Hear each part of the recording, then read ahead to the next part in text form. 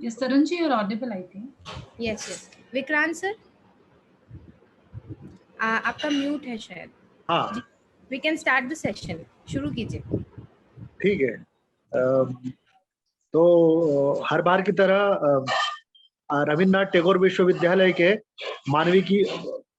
मानविकी और उदार कला संकाय के से संबद्ध मास कम्युनिकेशन डिपार्टमेंट द्वारा और ट्रेनिंग और प्लेसमेंट सेल द्वारा हमारे विद्यार्थियों के लिए ये एक संभावना नाम से सत्र आयोजित किया जा रहा है, जिसमें विषय विशेषज्ञ प्रति शनिवार उपस्थित होकर के और अपने विषय पर वह अपना प्रस्तुतिकरण देते हैं और उसके बाद विद्यार्थी उनसे सवाल करते हैं. तो इस बार हमारे बीच में उपस्थित है तरुण दूरदर्शन में एडिटिंग और प्रोडक्शन का काम देखते हैं और वह आज हमारे बीच में पूरी प्रोडक्शन प्रोसेस के ऊपर अपने विचार व्यक्त करेंगे और विद्यार्थियों को उससे अवगत करवाएंगे. तो कार्यक्रम का एक विधिवत शुरुआत हो, उसके लिए मैं पहले हमारी डीन मैम से निवेदन करूंगा कि वो स्वागत वक्तव्य दे और हमारे विश्वविद्यालय की थोड़ी सी पृष्ठभूमि बताए. यह पहले फिल्म है.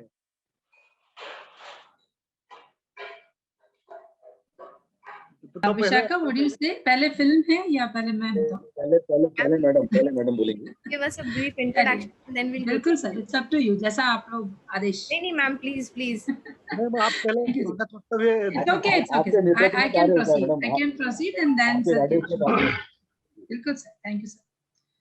So good afternoon to all the eminent panelists, the guest speaker Tarunji, and dear attendees.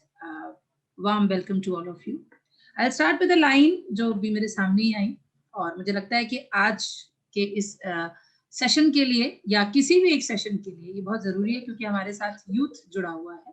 So I'll start with the line is, God is never going to come down from a cloud and say, you now have permission to be successful.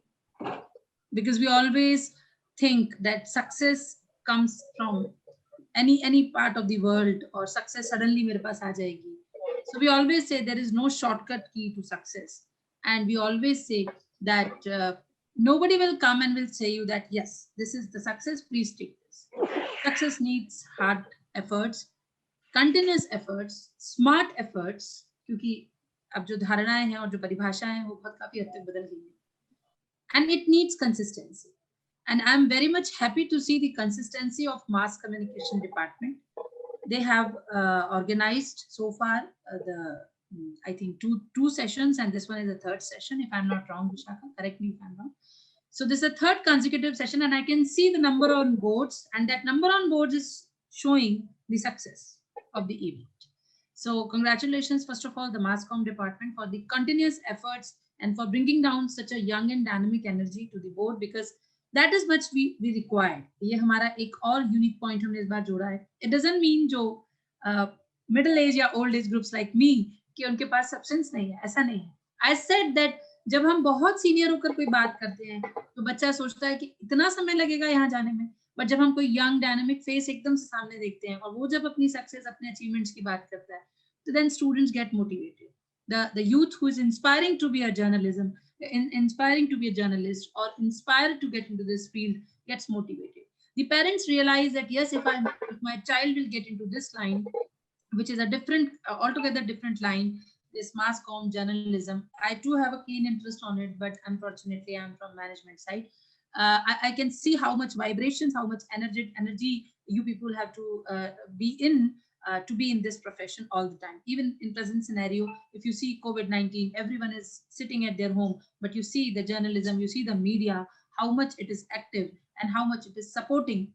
That's the other line ki kai baar wo bahut out of the line chali jati hai, but that's not the point which I should raise here. But other than that, it is a source of information for all of us, newspaper or whatever media you say. So I personally really relish this media, and I personally feel like that the students who have the willingness to join this, or maybe the students or the parents who are looking for this kind of, we can say, career opportunity for their kids, they should have an insight at what the subjects are all about. and how their child can excel, and how the students, those who are pursuing presently with us journalism, how they can foresee their future in this particular line. So with this, I have given a start to my speech. I extend hearty welcome to the Tarun sir, and I extend welcome to all the Thanks, ma'am. eminent participants who have joined us, who have shown their trust. I extend welcome to the Training and Placement Department, our own teachers, respected deans and HODs of our department and other departments as well. Talking about our department, मुझे लगता है अपने ही product के बारे में बहुत सारा बात हम नहीं करते, प्लेटफॉर्म पे नहीं करनी चाहिए, because the present scenario, we have websites, we have videos, we have everything to showcase. तो फिल्म तो सर दिखाएंगे जिसमें आप एक वर्चुअल टूर हमारी यूनिवर्सिटी का करेंगे. कुछ की पॉइंट्स मैं आज हाईलाइट करूंगी. What our department or what our faculty is testing upon to give the excellence. When you will have excellence, you will get success for sure. And for that excellence, we have separate departments with us. That is the Mass Comm department, Library Science department, and the Conventional Humanities and Arts department, which have the core courses, honor courses, and other courses in the way. You can very well visit the website and very well ask us for the in-depth understanding. The most unique feature which I'll call for my department is that we have dedicated center of excellence, which is working on the points which are not covered in the conventional curriculum. That means we have the Center for Art and Culture, which is actually supporting you to grow grow in the field of art and literature, if you wish so, parallelly with your conventional academics. Then we have the Center for Translation also. The present scenario, NEP, it calls for the translation opportunities, and it is looking for the regional language. So recently we started that Center for Translation. We have Center for School of Languages, which is not only like earlier it was focusing on not earlier, but it is presently focusing on the foreign languages. That is again a very important part, because we are talking about the global scenario at present time. So the foreign languages also, now we will having the courses which will talk about teaching Hindi in foreign countries. So that is a new dimension we are adding up into that. And then we have a Lok Bhasha and Sanskriti Cranes, जिसकी coordinator खुद विशाखा है. और हम जानते हैं कि NEP अब पूरी तरह से हमारे रीजनल लोक भाषा संस्कृति की बात बहुत जोरों शोरों से कर रही है, तो वो सेंटर भी हमारे साथ है. प्रवासी भारतीय साहित्य एवं संस्कृति शोध केंद्र, स्टडी स्कूल डायस्पोरा स्टडीज का जो सेंटर है, because we cannot forget this, those people, those who are living in foreign but they have the soul of our country. So we have that dedicated center also. And with all these centers, the seven centers, we say we have the Vanmali Srijan Peeth is there, which is talking about again the arts and literature. And we have Sanskrit evam Vedic course launch करने वाले हैं, क्योंकि आप सब जानते हैं कि संस्कृत की जो बात है, संस्कृत हमारे देश की ही भाषा है, और संस्कृत को लेकर अब बहुत ज्यादा बात हो रही है across globe. So we thought to catch this opportunity. So we are coming up with the program in Sanskrit as well, and also we are coming up with the certificate course after this COVID. During this COVID is a need of an hour. So in nutshell, we have dedicated centers. That is the unique point of our department, which is actually of the student. And this is not for the students who will be joining us, but if they are joining university, they will get the privilege to attend these courses, to have additional skill. This is an era of skill. This is an era of skill. We all know. We know Skill India. We know about all these missions our honorable Prime Minister is running. So, अगर आपके पास knowledge है और skill है और इसका और वो combination आपको एक ही जगह मिल रहा है, so nothing like it. But then I always say, if you work, you get success. आपकी जगह मैं खाना नहीं खा सकती, सिमिलरली आपकी जगह मैं मेहनत नहीं कर सकती, या हम में से कोई मेहनत नहीं कर सकता. हम आपको रास्ता दिखा सकते हैं, चलना आपको है. तो हमारी पूरी कोशिश रहती है कि हमारा जो यूनिवर्सिटी है, या जो स्पेसिफिकली मैं कहूँ मेरा डिपार्टमेंट है, वो तैयार है इस बार आप सबको एक नई दिशा, नई राह दिखाने के लिए. मास कॉम उस दिशा में चल चुका है और हम देख रहे हैं कि बच्चे उससे बहुत बेनिफिट भी प्राप्त कर रहे हैं. I can acknowledge this, that we have got a very good, wonderful artistic, creative poem, sorry, my daughter taught me to say poem now. So poem on this particular Sambhavna Shrankla, Drishti, and she has acknowledged us and she is very happy with this. So thank you, Drishti, for giving your valuable feedback. This is what we always require for. So I think this much time is giving the detailed introduction of our department. For further queries, we are there. Website is there. Anytime you can contact us. We have lot many things. I think मेरी बात के बाद अब जब film चलेगी तो आप खुद देखेंगे कि और क्या-क्या है हमारे प्रांगण में आपको देने के लिए, आप तक पहुंचाने के लिए. So I think Vishakha, with these things, I'd like to speech. It's now over to Vikrant sir to proceed with the film, and I would love to have the insights, learnings from Tarun sir, the production process. Actually, I am not aware about. Thank you.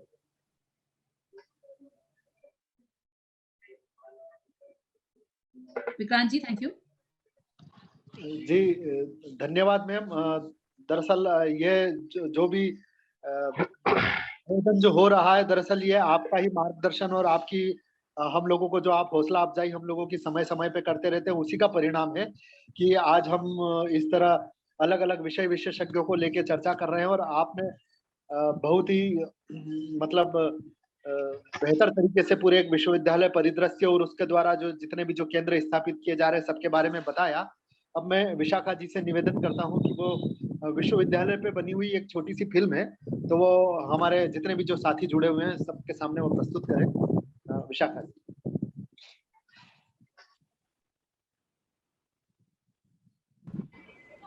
जी आवाज ठीक से आ रही है मेरी? हाँ. Yes, it is on. I'll just share the video.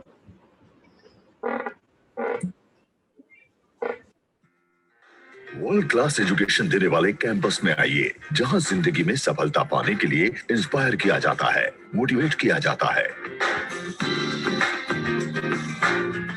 Rabindranath Tagore university में आपका स्वागत है, जो नए इंडिया का निर्माण स्किल, एजुकेशन और रिसर्च के माध्यम से करना चाहती है. यूनिवर्सिटी जो न सिर्फ क्वालिटी एजुकेशन देती है, बल्कि स्टूडेंट को इंडस्ट्री की वर्तमान जरूरतों के हिसाब से ढालती है और तैयार करती है.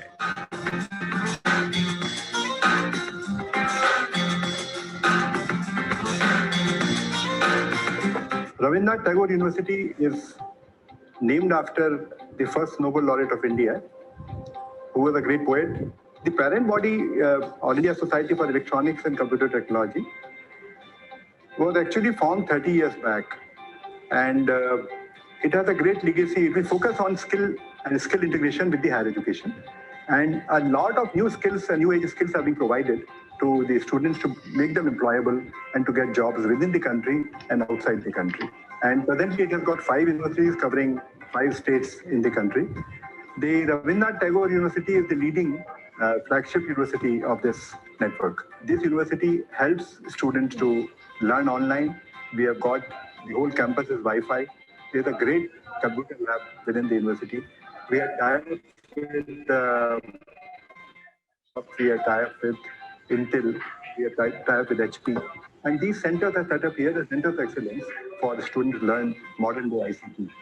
We have got 32 school courses. It is inclusive both, like technical and non-technical. Technical, just like if you look at the mechanical engineering, there we are having like refrigeration, car making.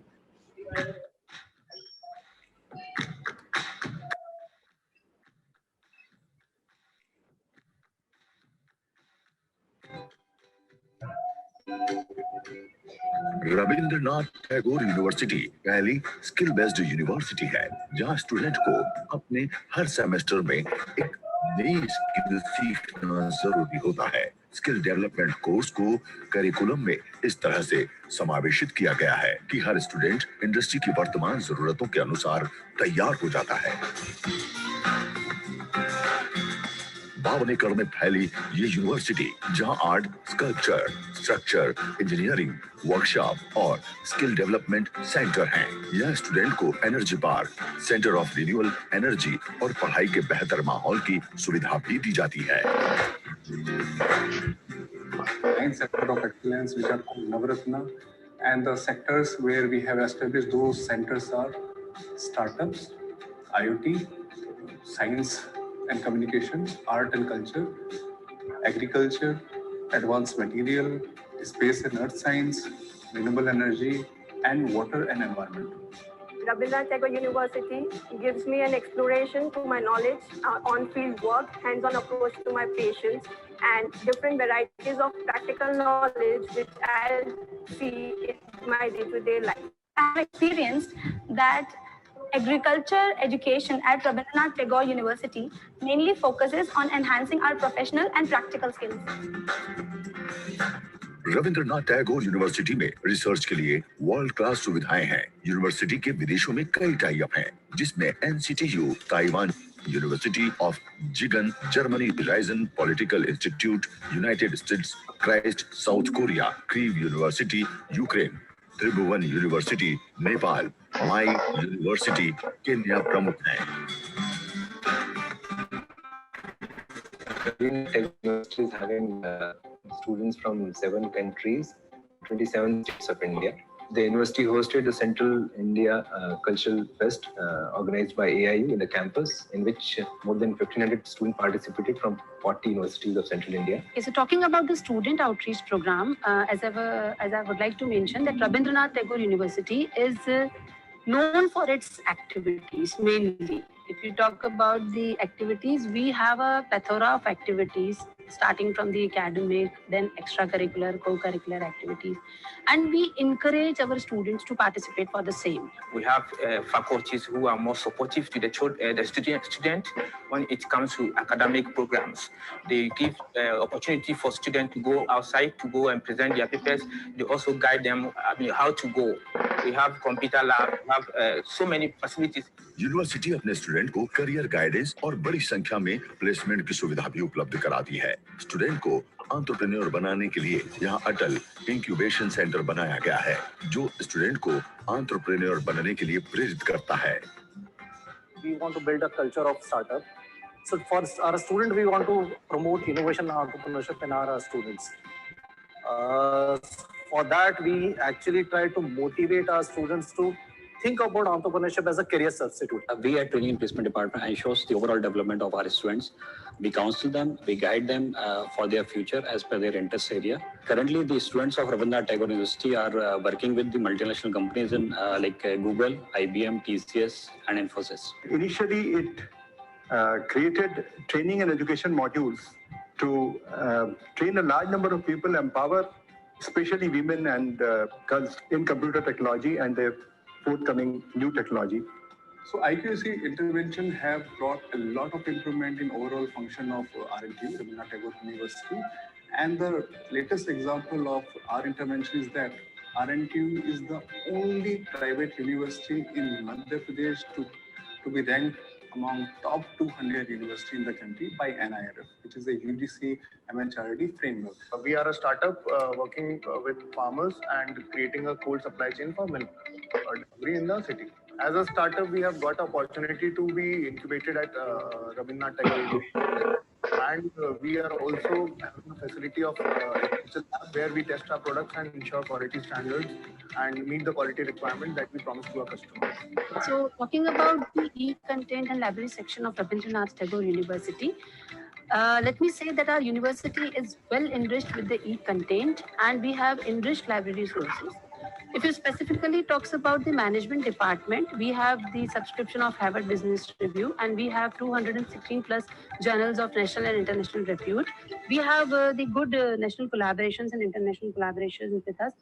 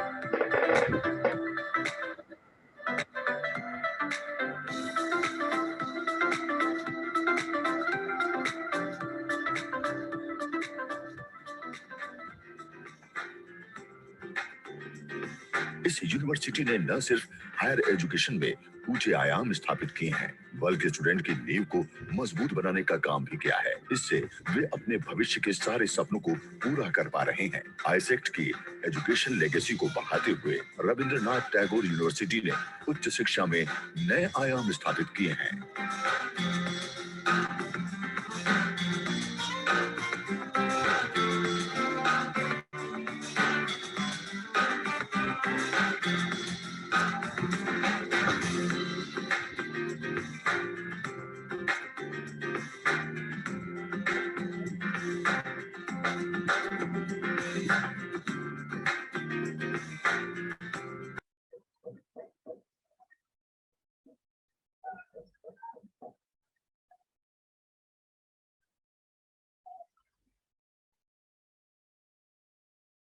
Central India में विख्यात है। हर student को पढ़ने और बढ़ने की सुविधा यहाँ मौजूद है।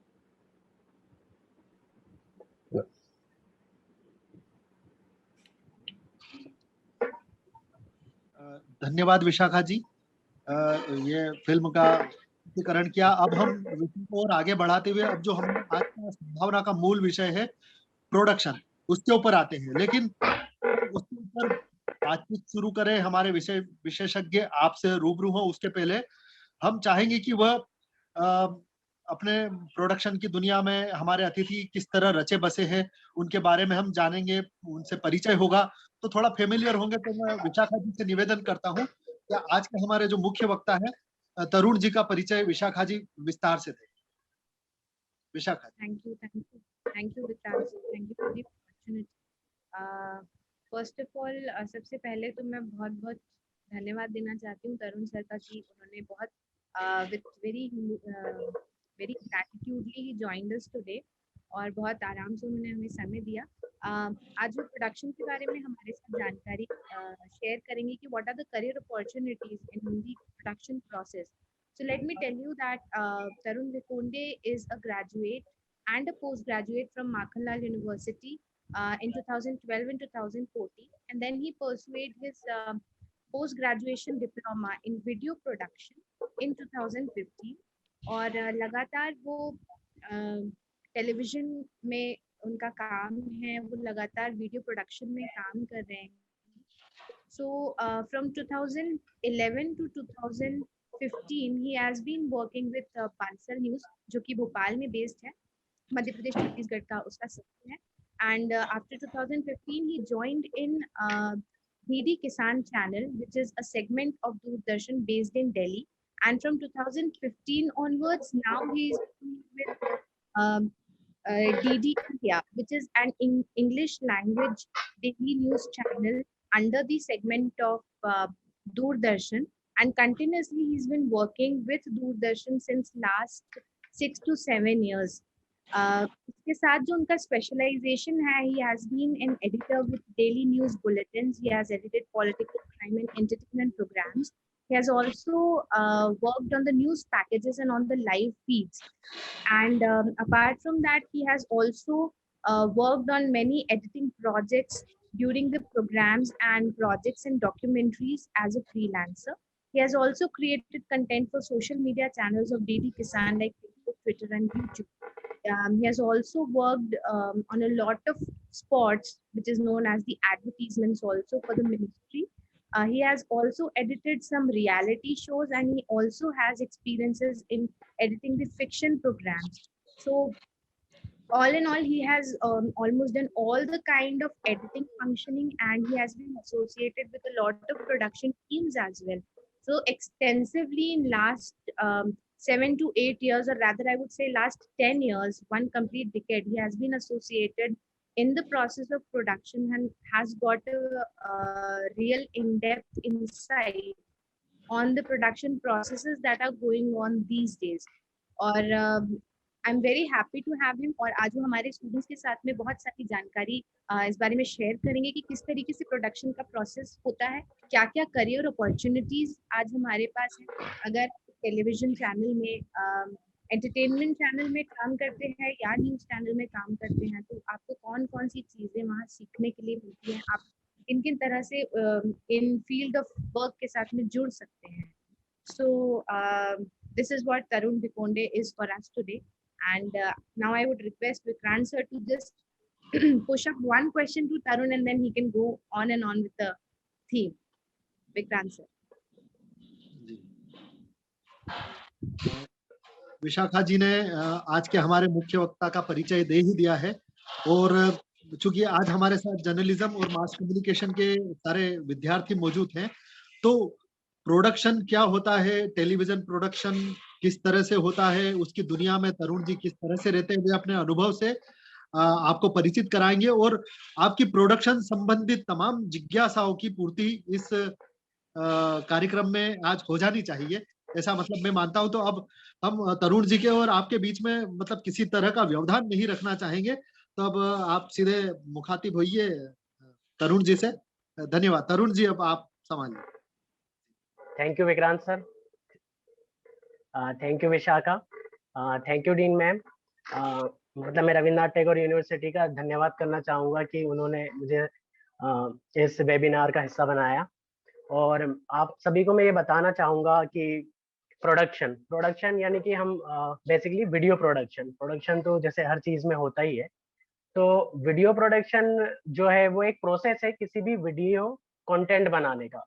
उसका प्लेटफॉर्म कुछ भी हो सकता है, सोशल मीडिया हो सकता है, यूट्यूब हो सकता है, न्यूज़ चैनल हो सकता है, बाकी वीडियो फिल्म हो सकती है, डॉक्यूमेंट्री हो सकती है। तो जैसे कि इसका जो बेसिक होता है वो तो आप सभी को पता ही होता है, मैं उससे आपको ज़्यादा और मतलब मैं बाकी टीवी प्रोडक्शन कैसा होता है, फिल्म प्रोडक्शन कैसा होता है, डॉक्यूमेंट्री कैसी होती है और वेब सीरीज कैसी होती है, मैं उसके बारे में आपको जानकारी देना चाहूँगा। तो जो बेसिक प्रोडक्शन की डेफिनेशन है वो तो हम सभी जानते हैं कि प्री प्रोडक्शन होता है, फिर प्रोडक्शन होता है, फिर पोस्ट प्रोडक्शन होता है। पर जब जैसे जैसे फील्ड चेंज होती जाती है वो प्रोडक्शन के मायने और उसके तरीके बदलने लगते हैं। तो जैसे कि मैं आपको सबसे पहले टीवी प्रोडक्शन के या न्यूज़ चैनल प्रोडक्शन बताना चाहूँगा। तो जो न्यूज़ चैनल का प्रोडक्शन होता है तो उसमें क्या होता है कि सभी की बेसिक क्या होता है कि हम सबको ऐसा पता होता है कि प्री प्रोडक्शन में स्क्रिप्ट्स होती है, हमें शूटिंग की जो जो रिक्वायरमेंट्स होते हैं, जो इक्विपमेंट्स होते हैं, जो टीम होती है हमारी, जो मोस्ट इम्पोर्टेंट चीज होती है पूरे प्रोडक्शन में, उन सब का असाइन करना होता है। फिर उसके बाद प्रोडक्शन करना होता है, फिर पोस्ट प्रोडक्शन में एडिटिंग, ग्राफिक्स और एनिमेशन जो भी पोस्ट प्रोडक्शन का काम होता है वो सब करते हैं। पर जब जैसे न्यूज़ चैनल की बात करेंगे तो न्यूज़ चैनल में मोस्टली क्या होता है कि वहाँ पे होता यही है, पर उसका जो तरीका होता है, जो उसका ब्रॉडकास्ट का तरीका होता है, जो उसका प्रोडक्शन का तरीका होता है, वो थोड़ा बदल जाता है। जैसे कि जो सबसे पहले किसी भी न्यूज़ का होती है जो न्यूज़, या तो वो आपको आपके रिपोर्टर द्वारा आपके पास आती है, या नहीं भी आती है तो जो आपका असाइनमेंट डेस्क होता है वो मॉनिटरिंग करता है। तो जैसे ही मॉनिटरिंग करता है या कोई न्यूज़ पता चलती है तो वो असाइनमेंट डेस्क वाला उस न्यूज़ को प्रोड्यूस करेगा, वो आउटपुट डेस्क तक। जैसे अब आउटपुट डेस्क में भी क्या होता है कि बहुत सारे डेस्क होते हैं, स्पोर्ट डेस्क होता है, एंटरटेनमेंट डेस्क होता है। तो वो जो न्यूज़ जिससे रिलेटेड है वो उस डेस्क पे जाती है, फिर वहाँ पे कॉपी एडिटर उसको एज उसकी स्क्रिप्ट्स लिखेगा। स्क्रिप्ट्स लिखने के बाद वो जाती है एडिटिंग सेक्शन में। मैं आपको फिलहाल शॉर्ट में बता रहा हूँ, आपको यदि कोई भी चीज लगती है तो आप मुझसे पूछ सकते हैं, मैं आपको डिटेल में बताऊंगा फिर उस चीज के बारे में वो कैसे कैसे होती है। फिर उसके बाद एडिटिंग सेशन में जाने के बाद उसका प्रोडक्शन होता है। तो ये तो नॉर्मली प्रोडक्शन समझ में आता है, बट उसके बाद भी क्या होता है, ये प्रोडक्शन तो हो जाता है पर प्रोडक्शन उसके ब्रॉडकास्ट के लिए फिर होता है बुलेटिन होते हैं। तो जब बुलेटिन का टाइम होता है तो प्रेजेंट कंट्रोल रूम से न्यूज़ बुलेटिन प्रोड्यूस टेलीकास्ट होता है, जहाँ पे हमारे पैनल प्रोड्यूसर्स होते हैं और इंजीनियर्स होते हैं, सीजी कैप्शन जनरेटर्स होते हैं, वो सब मिल के इस न्यूज़ को टेलीकास्ट करते हैं। तो बाकी ये है। और फिल्म जो है, फिल्म प्रोडक्शन जो होता है वो बहुत डीप और बहुत विशाल कह लीजिए, बहुत विशाल होता है। उसमें टीम, प्रोडक्शन टीम तो होती है, पर एक एक जो बंदा जैसे डायरेक्टर है या डायरेक्शन फील्ड है या कैमरा है, उसके पास एक एक यूनिट होती है। मतलब वो अपने आप में जो एक फर्स्ट टीम होती है, फर्स्ट टीम के अंदर फिर जितने मेंबर्स होते हैं उनके पास भी अपनी अपनी एक टीम होती है। बस वो एक तरह से एक बड़ा प्रोडक्शन होता है, और जो टेलीविजन प्रोडक्शन होता है वो थोड़ा छोटा प्रोडक्शन होता है। और बाकी रही बात इसमें जॉब्स की या करियर अपॉर्चुनिटीज की, तो यहाँ पे बहुत सारी जॉब्स होती है, पोस्ट होती है। आप अपने इंटरेस्ट के हिसाब से आप उसको चूज कर सकते हो। जैसे कि आप डायरेक्शन में जाना चाहते हो, आप डायरेक्शन में जा सकते हैं। आप एज ए कैमरा पर्सन काम कर सकते हो, कैमरा पर्सन काम कर सकते हो। एज एन एडिटर काम करना चाहते हैं आप, एडिटर काम करना चाहते हो। और बुलेटिन प्रोड्यूसर्स होते हैं, और मतलब बहुत सी अपॉर्चुनिटीज है। बाकी आप जब जैसे जैसे आप आपकी पढ़ाई होगी या जैसे जैसे आप काम करोगे या वीडियो प्रोडक्शन करोगे, तो आपको धीरे धीरे चीजें समझ में आएगी कि आपका इंटरेस्ट किस में है। ये स्टार्टिंग में मैं भी बहुत कंफ्यूज रहता था कि मुझे क्या करना चाहिए, पर धीरे धीरे जैसे जैसे मैंने एडिटिंग करी तो मुझे लगा कि नहीं, मुझे एडिटिंग ही करना चाहिए। और एडिटिंग में एज अ पैशन, मतलब पैशन भी बोलना चाहूंगा और जॉब भी, मुझे दोनों चीज मतलब मेरी सेम रही, मुझे इस बात की भी खुशी है। विक्रांत सर, आप कुछ पूछना चाहेंगे? हेलो जी तरुण जी, दरअसल आप ये बताइए, दरअसल एक न्यूज, अगर कहीं कोई घटना घटती है, जैसे भोपाल में दूरदर्शन में आप प्रोडक्शन टीम में, वहां पे अगर भोपाल में कोई घटना घटती है, तो वो घटना वहां से लेके टेलीविजन पे प्रसारित होने तक की उस घटना की एक समाचार के रूप में क्या जर्नी होती है, उसको एक सिलसिलेवार आप थोड़ा बताएंगे बिल्कुल तो बिल्कुल बिल्कुल। जैसे कि भोपाल में मान लीजिए कोई घटना घटित हुई, तो सबसे पहले क्या होगा, हम जो असाइनमेंट डेस्क होता है, ये बात उनको सबसे पहले पता चलती है। कोई भी सूत्रों के द्वारा या किसी भी तरीके से, या वो मॉनिटरिंग करते हैं सारे चैनल, या तो हमारा रिपोर्टर सबसे पहले उस इंफॉर्मेशन को हमारे चैनल तक पहुंचा दे, या बाय चांस किसी वजह से वो ये इंफॉर्मेशन हमारे चैनल तक नहीं पहुंचा पाता, तो जो हमारा असाइनमेंट डेस्क होता है उसका यही काम होता है कि वो सारे न्यूज चैनल्स और सभी जगहों को वो मॉनिटर करते हैं। तो सबसे पहले असाइनमेंट डेस्क को पता चलता है, फिर असाइनमेंट डेस्क से वो न्यूज आउटपुट डेस्क पे जाती है। आउटपुट डेस्क वाले फिर उसकी स्क्रिप्टिंग करते हैं। तब तक रिपोर्टर हमें रिपोर्टर फुटेज और बाइट, जितनी भी इंफॉर्मेशन और जितना भी डाटा है वो कलेक्शन करके लाके देता है। और वो जब इस आउटपुट में स्क्रिप्टिंग होती है, फिर जो नेक्स्ट बुलेटिन या बुलेटिन जो चल रहा है, मतलब प्रेजेंट टाइम पे भी चल रहा है, मतलब एकदम, तो उसमें उसका रन डाउन होता है कि उसको किस न्यूज के बाद और उसकी क्या इम्पोर्टेंस है, उस हिसाब से उसके मतलब उसे चलाते हैं। बाकी हाँ, चलाने के लिए फिर जैसे बुलेटिन प्रोड्यूसर फिर पैनल पे जाता है। पैनल पे जाने के बाद जो पैनल में लाइव बुलेटिन जाता है, वो एंकर को माइक, मतलब अपनी आवाज की माइक के थ्रू उनको बता देगा कि हम नेक्स्ट ये खबर ले रहे हैं, तो वो उस हिसाब से वो न्यूज टेलीकास्ट हो जाती है। तरुण जी, ये तो जैसे न्यूज प्रोडक्शन की एक न्यूज की ब्रॉडकास्टिंग तक की जर्नी हो गई, लेकिन जो आपके यहाँ स्टूडियो में जो टॉक शो होते हैं, जो डिबेट प्रोग्राम होते हैं, या जो बड़े इंटरव्यूज आप लोग दिखाते हैं, तो उसका क्या प्रोडक्शन प्रोसेस न्यूज की तरह ही होता है या वो थोड़ा डिफरेंट?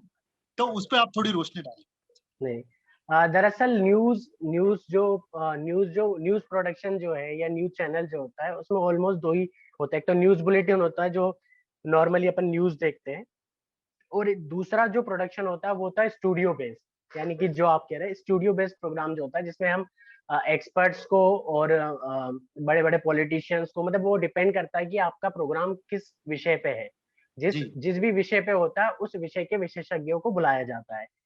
तो ये प्लान्ड प्रोग्राम होते हैं, इसमें सडन नहीं होता। जैसे कि आपको पता होता है कि आज शाम को या आज का एजेंडा, या मतलब आज हम क्या मुद्दा रखेंगे और हम किस चीज पे बातचीत करेंगे, उसकी प्लानिंग होती है। तो इस प्लानिंग के लिए जो भी इस प्रोग्राम के प्रोड्यूसर्स होते हैं, वो इसकी स्क्रिप्टिंग और बाकी सारी चीजें पहले से ही तय की होती है। तो जैसे कि अब गेस्ट कोऑर्डिनेटर्स होते हैं हमारे यहाँ, तो गेस्ट कोऑर्डिनेटर्स क्या होते हैं, जान लो कोई पॉलिटिकल इशू है तो उसमें हमें किसी मिनिस्टर को बुलाना है। तो गेस्ट कोऑर्डिनेटर जो होता है वो पॉलिटिशियनों से जो भी पॉलिटिशियन या मिनिस्टर्स है उनसे वो लाइन अप करता है और उनसे उनको अपने प्रोग्राम के मतलब जो भी बेसिक्स बताता है कि हम इस विषय पे एक कार्यक्रम कर रहे हैं, और वो उनको इनविटेशन दिया जाता है और वो फिर आते हैं। और स्टूडियो बेस्ड प्रोग्राम में ये तो हो गया आपका प्रोड्यूसर साइड से। जब प्रोडक्शन का वक्त होता है तो मेन प्रोडक्शन स्टूडियो में ही होता है न्यूज चैनल्स में, क्योंकि बाकी न्यूज तो नॉर्मली जैसी फीड आती है एडिट हो जाती है। बट जब स्टूडियो की बात आती है तो आपकी प्रॉपर प्लानिंग होनी चाहिए हर एक चीज को लेके, यानी कि आपके गेस्ट कोऑर्डिनेटर से इनविटेशन से लेके आपको लाइटिंग पे ध्यान देना है, आपके साउंड पे ध्यान देना है, आपको कैमरे पे ध्यान देना है, कितने लोग हैं तो कितने कैमरे लगेंगे, एक मास्टर कैम होता है, बाकी फिर हर एक बंदे के लिए एक सिंगल कैमरा भी मल्टी कैम शूट होता है। और इन सब टेक्निकल चीज, ये लाइटिंग हो गई, ये सब चीजें हो गई। उसके बाद फिर आफ्टर प्रोडक्शन, अब जैसे लाइव है तो वो लाइव जाएगा। बाकी बहुत से प्रोग्राम ऐसे भी होते हैं कि पहले स्टूडियो में रिकॉर्डिंग हो जाती है, फिर उसके बाद उसमें से मतलब आपको कंटेंट निकालना पड़ता है कि क्या क्या इम्पोर्टेंट है, क्योंकि मोस्टली टाइम हम ज्यादा रिकॉर्डिंग करते हैं कि ताकि हम उसमें से ज्यादा बेहतर चीज निकाल पाए। तरुण जी, ये जैसे कि अभी हमने जो दूरदर्शन पे जितनी फॉर्मेट के प्रोग्राम्स होते हैं, जैसे न्यूज प्रोडक्शन हो गया या स्टूडियो प्रोडक्शन हो गया, आजकल जो है न्यूज के कई सारे फॉर्म चेंज हो गए हैं। जैसे कि अगर हम क्राइम बेस्ड स्टोरी की बात करें, बाकी के प्रोडक्शन में तो चल जाता है, लेकिन यदि किसी रिपोर्टर की क्राइम बीट है तो आजकल क्राइम को रिक्रिएशन करके दिखाया जाता है। तो वो जो प्रोडक्शन, उसमें कई बार फिक्शन भी होते हैं। तो वो नाट्य रूपांतर, फिक्शन का प्रोडक्शन कैसे होता है? मतलब आप हमारे विद्यार्थियों को यदि वो भी बताएंगे तो वो प्रोडक्शन के अलग अलग मतलब नहीं जरूर मैं जितने भी मैं वो और भी बता दूं जी। जो नाट्य रूपांतरण होते हैं तो इसमें प्रोड्यूसर से ज्यादा डायरेक्टर का रोल होता है। हाँ, ये एक तरह से फिक्शन प्रोग्राम में क्या होता है, प्रोड्यूसर जो होते हैं, बुलेटिन प्रोड्यूसर्स होते हैं, उनको मतलब शूट नहीं करना होता है। उनके पास जो चीज आती है वो उस न्यूज को डायरेक्टली एडिट करके और स्क्रिप्टिंग करके टेलीकास्ट कर देते हैं। पर जब हम बात करेंगे कि नाट्य रूपांतरण की या हम किसी फिक्शन प्रोग्राम की बात करते हैं तो उसमें सबसे इम्पोर्टेंट रोल होता है डायरेक्टर का, क्योंकि वही आपको डायरेक्शन देता है कि आपको कैसे और किस तरीके से वो प्रोग्राम बनाना है, कैसे कैसे कास्टिंग होगी, क्या कॉस्ट्यूम्स होंगे। मतलब ये कहीं ना कहीं फिल्म से ही निकली हुई चीज है, ये शॉर्ट फिल्म कह लीजिए। तो जो भी होता है कि जैसे कि आपको लगता है कि कोई ऐसा क्राइम हुआ है जिसको पब्लिक को जानना जरूरी है कि वो कैसा हुआ है, क्या घटित हुआ था, क्या ऐसी सिचुएशंस आई थी कि लोगों को मतलब किसी को मतलब वो क्राइम हुआ, तो उसे दिखाने के लिए सबसे पहले जो डायरेक्टर होता है तो वो सबसे बेहतरीन मतलब पहले तो वो सिलेक्शन करेगा स्टोरी की कि किस स्टोरी पे नाट्य रूपांतर बनना चाहिए, क्योंकि हमें हमारा ऑडियंस और हमारी सारी चीजें देखनी होती है कि कहीं से गलत इम्पैक्ट ना पड़े और बहुत इन मतलब इस प्रोग्राम से लोगों को सही चीजें पता चले, हमें कैसे और क्या करना चाहिए। मतलब यही मोटिव यही होता है कि हम अच्छे से अच्छी चीजें दिखा पाए और लोगों को अवेयर कर पाए कि समाज में क्या हो रहा है और कैसा होना चाहिए। तो जब डायरेक्टर होता है, डायरेक्टर सबसे पहले स्टोरी का सिलेक्शन करता है, और स्टोरी सिलेक्शन होने के बाद जो भी उसका स्क्रिप्ट राइटर होगा या स्क्रीन प्ले, मोस्टली इसका स्क्रिप्ट राइटर और स्क्रीन प्ले एक ही बंदा कर दे तो बेहतर होता है। बाकी जैसे फिल्म में बात करेंगे तो वहाँ तो हर एक चीज के लिए एक एक बंदा होता है, वहाँ पे बहुत डीपली होता है। तो हमारे यहाँ क्या होता है, जैसे जो डायरेक्टर है वो पहले स्क्रिप्ट करवाएगा, स्क्रिप्ट के बाद जितने भी उसके कैरेक्टर होंगे तो कैरेक्टर जो भी होगा उसकी कास्टिंग करेगा।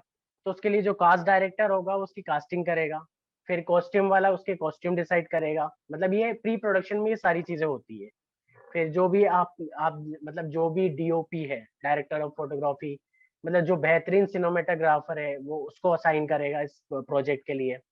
फिर ऑन शूट जाएंगे और फिर वही सेट डिजाइन, जैसे कि जो क्राइम में जैसा माहौल था उसी हिसाब से उसी लोकेशन पे उस तरह की लोकेशन का चुनाव करना। और ये सब प्री प्रोडक्शन होने के बाद प्रोडक्शन में तो ऑलमोस्ट शूटिंग होती है, सिर्फ यदि एक शब्द में कहा जाए, पर वो कहने के लिए एक शब्द होता है, पर वहां पे भी आपको प्रॉपर्टी का ध्यान रखना है कि कॉस्ट्यूम्स का ध्यान रखना है, लाइटिंग का ध्यान रखना है, साउंड रिकॉर्डिंग मतलब साउंड का ध्यान रखना है कि ये साउंड कैसा रिकॉर्ड हो रहा है। बाकी फिर कैमरा तो मोस्ट इम्पोर्टेंट पार्ट है ही शूटिंग का। फिर ये सब होने के बाद वो जब जारी शूटिंग खत्म हो जाएगी, अब ये तो कुछ दिनों के हिसाब से भी हो सकती है कि आपका प्रोडक्शन कितना बड़ा है, आपकी स्क्रिप्ट कितनी बड़ी है, तो उस हिसाब से शूटिंग होती है। फिर जब शूट खत्म हो जाता है उसके बाद बात आती है पोस्ट प्रोडक्शन की। तो जब पोस्ट प्रोडक्शन होता है तो सबसे पहले एडिटिंग होती है उसमें, जो पूरे प्रोडक्शन का, किसी भी न्यूज प्रोडक्शन, न्यूज का तो नहीं कह सकते बट जो फिक्शन प्रोडक्शन होता है उसमें सबसे लंबा प्रोसेस, जो लॉन्ग प्रोसेस होता है वो एडिटिंग होता है। तो फिर एडिटिंग होती है कि according to script, screenplay, dialogue, फिर उसकी स्क्रिप्टिंग होने के बाद फिर यदि हमें लगता है कहीं कहीं हमें वीएफएक्स की जरूरत है, स्पेशल इफेक्ट्स की जरूरत है, तो हम स्पेशल इफेक्ट वीएफएक्स करते हैं उस फिल्म पे। बाकी जब फिल्म कंप्लीट हो जाती है तो फिर बाकी जो इन हाउस प्रोड्यूसर्स और डायरेक्टर्स होते हैं वो सब इसका उसको प्रीव्यू करते हैं, फिर उसके बाद उसको टेलीकास्ट के लिए अप्रूव करते हैं। यहाँ पर एक सवाल सर यहाँ पर आया है, दरअसल ये इसी से जुड़ा हुआ है जो अभी आपने बात शेयर करी कि किस तरीके से एक डॉक्यू ड्रामा क्रिएट किया जाता है। तो एक सवाल तो ये है कि ये कौन तय करता है कि किस तरह की न्यूज़ को डॉक्यू ड्रामा में क्रिएट किया जाएगा, पहला। और दूसरा यहाँ पर राजीव जी का एक सवाल है कि इस पूरे प्रोसेस में रिसर्च का क्या इम्पोर्टेंस है, रिसर्च का क्या रोल है? हाँ, जैसे कोई भी स्टोरी है, जैसे कि डायरेक्टर जो भी इस प्रोग्राम का प्रोड्यूसर एंड डायरेक्टर होता है, वैसे ऑलमोस्ट डायरेक्टर ही डिसाइड करता है कि वो किस स्टोरी पे काम करना चाहता है, पर उसके पास पूरा अधिकार नहीं होता। किसी भी फिक्शन प्रोग्राम का न्यूज चैनल में खासकर जो अधिकार होता है वो एडिटर इन चीफ का होता है।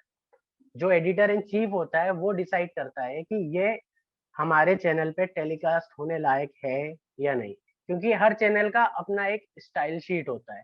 जैसे कि आपने बहुत से चैनल देखे होंगे जिसपे यूनिवर्स की बात चल रही होती है, बहुत से चैनल्स होंगे जिसपे एनिमल बेस्ड बनाते हैं, मतलब लाइक डिस्कवरी, मतलब सबका। तो ऐसे ही न्यूज चैनल्स के भी होते हैं, वो कहीं ना कहीं किसी चीज को, मतलब जो रिलीजियस को नहीं दिखाना चाहते बहुत से लोग, मतलब तो सबका अपना एक स्टाइल शीट होता है कि नहीं, हम किसी किसी का बेस्ड होता नहीं, हम तो पॉलिटिक्स प्लस क्राइम वही चीज दिखाएंगे।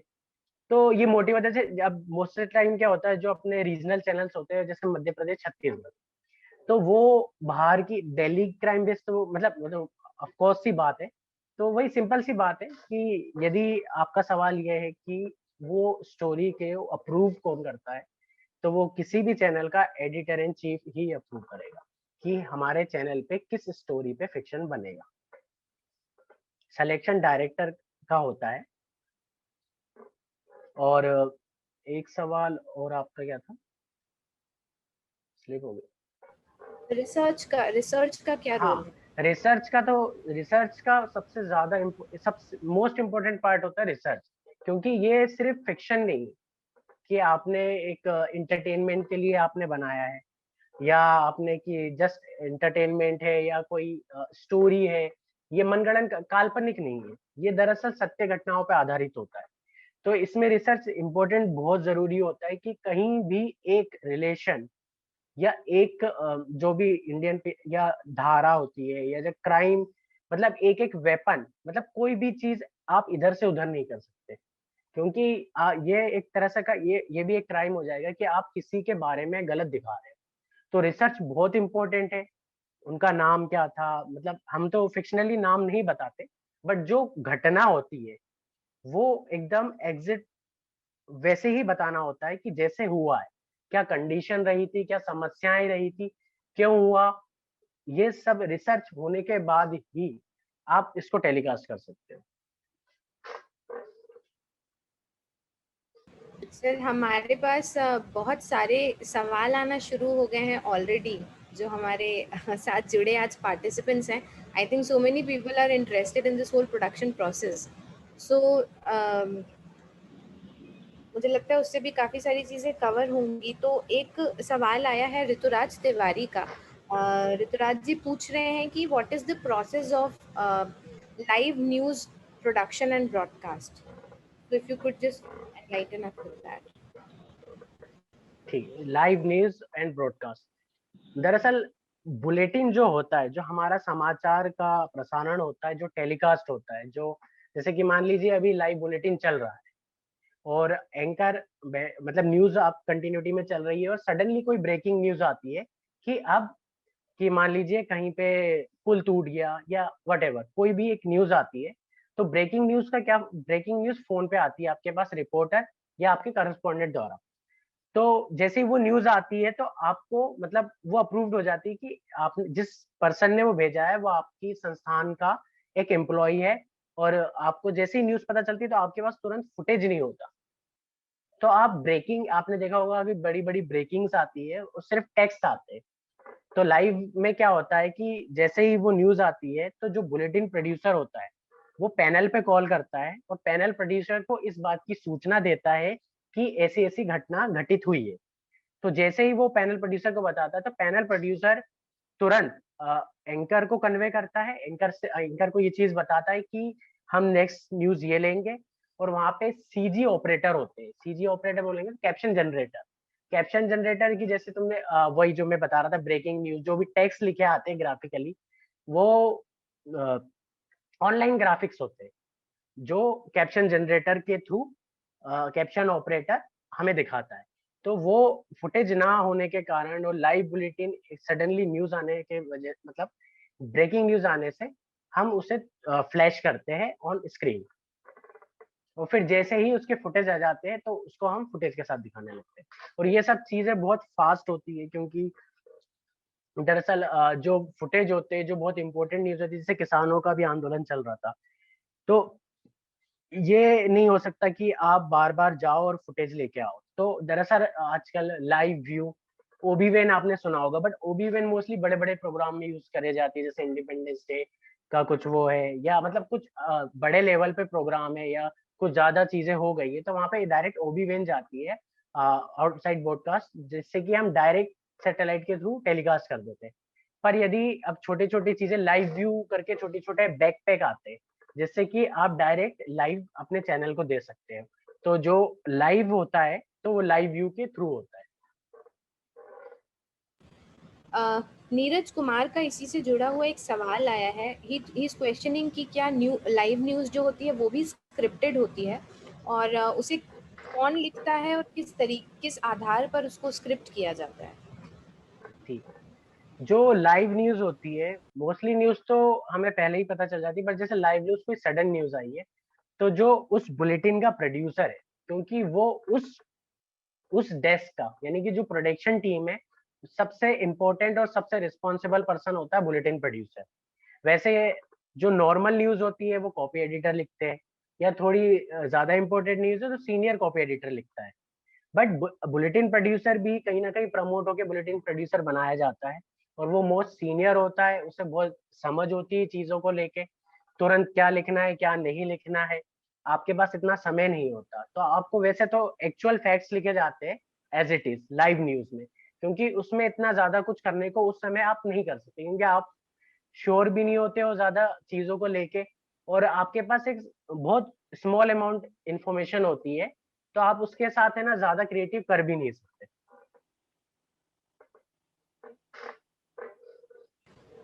एक सवाल अंकित गंगराड़े जी का आया है। वो पूछ रहे हैं कि क्रिएटिव प्रोड्यूसर कौन होता है और उनके क्या काम होते हैं?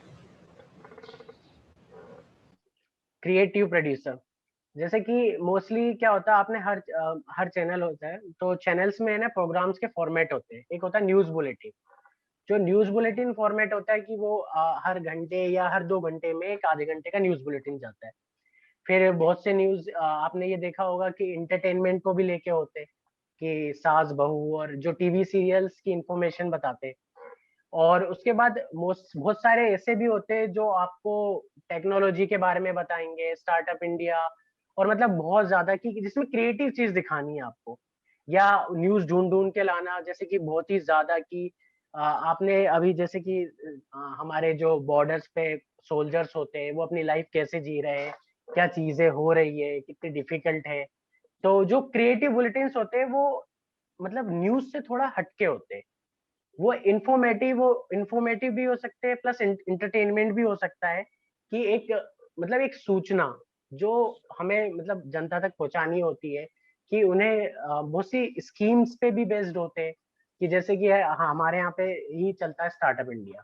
स्टार्टअप इंडिया में हम बताते हैं, बड़े बड़े जो एंटरप्रेन्योर्स हैं उन्हें बुलाते हैं, और वो फिर बताते हैं कि हमने कैसे कैसे अपना बिजनेस चालू किया और हमने कैसे कैसे सक्सेस की। तो जितने भी क्रिएटिव प्रोड्यूसर्स हैं वो न्यूज से हटके क्रिएटिव चीजें करने में ज्यादा बिलीव रखते हैं, और एक्चुअल में क्रिएटिव प्रोड्यूसर का काम ही यही है कि न्यूज से हटके कुछ दिखाना, जिससे कि हमारे यंग जनरेशन भी इंस्पायर हो।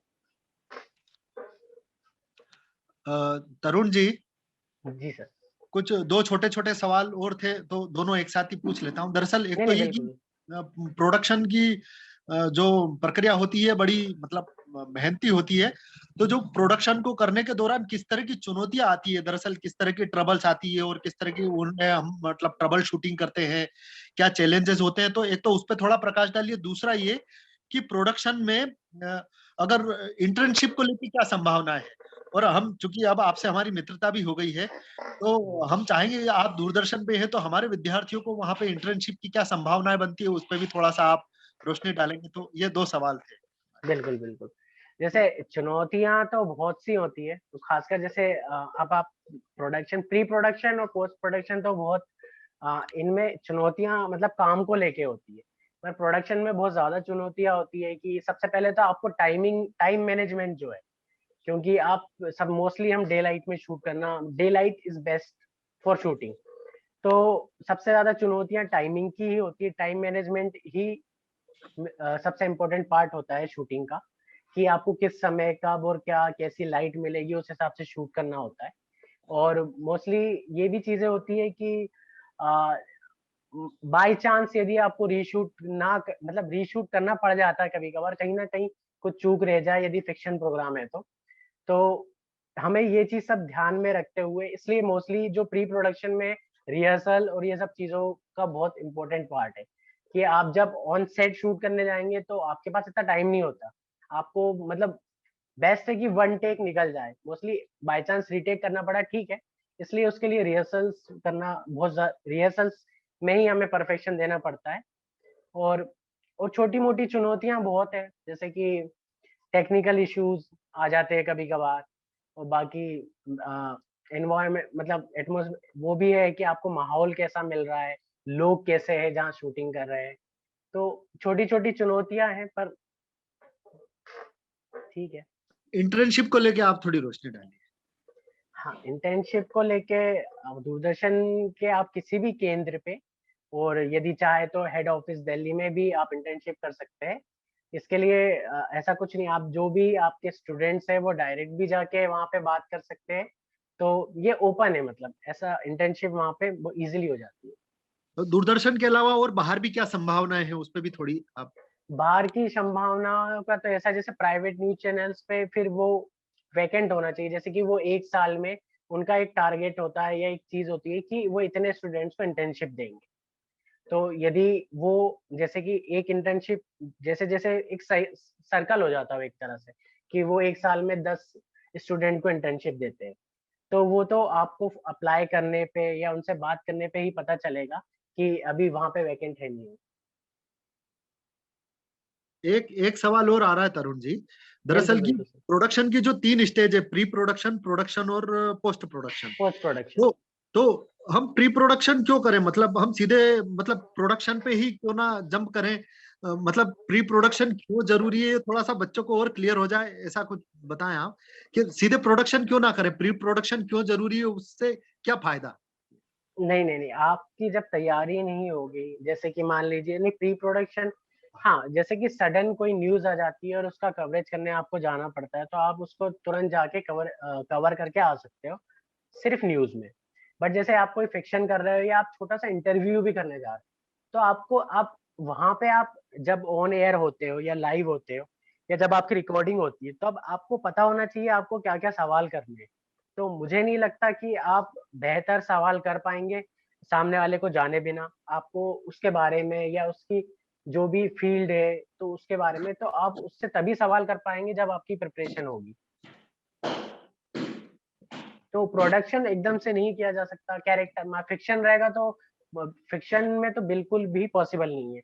आपको कैरेक्टर डिसाइड करने होते हैं, आपको कॉस्ट्यूम डिसाइड करना होता है, आपको हर एक property, lighting, camera, sound, equipments. अब मान लीजिए आप सडनली चले गए शूट पे और आपके पास इक्विपमेंट्स ही नहीं है, मतलब कहने को तो इक्विपमेंट में आपको मतलब शूटिंग से सिर्फ कैमरा आता है दिमाग में, पर ऐसा नहीं है। जब आप वहां जाएंगे तो आपको माइक, लैपल माइक चाहिए होता है, बूम माइक चाहिए होता है, आपको ट्राइपॉड, कैमरा और लाइटिंग और साउंड, मतलब बहुत सी चीजें हैं कि इसलिए प्री प्रोडक्शन जरूरी है।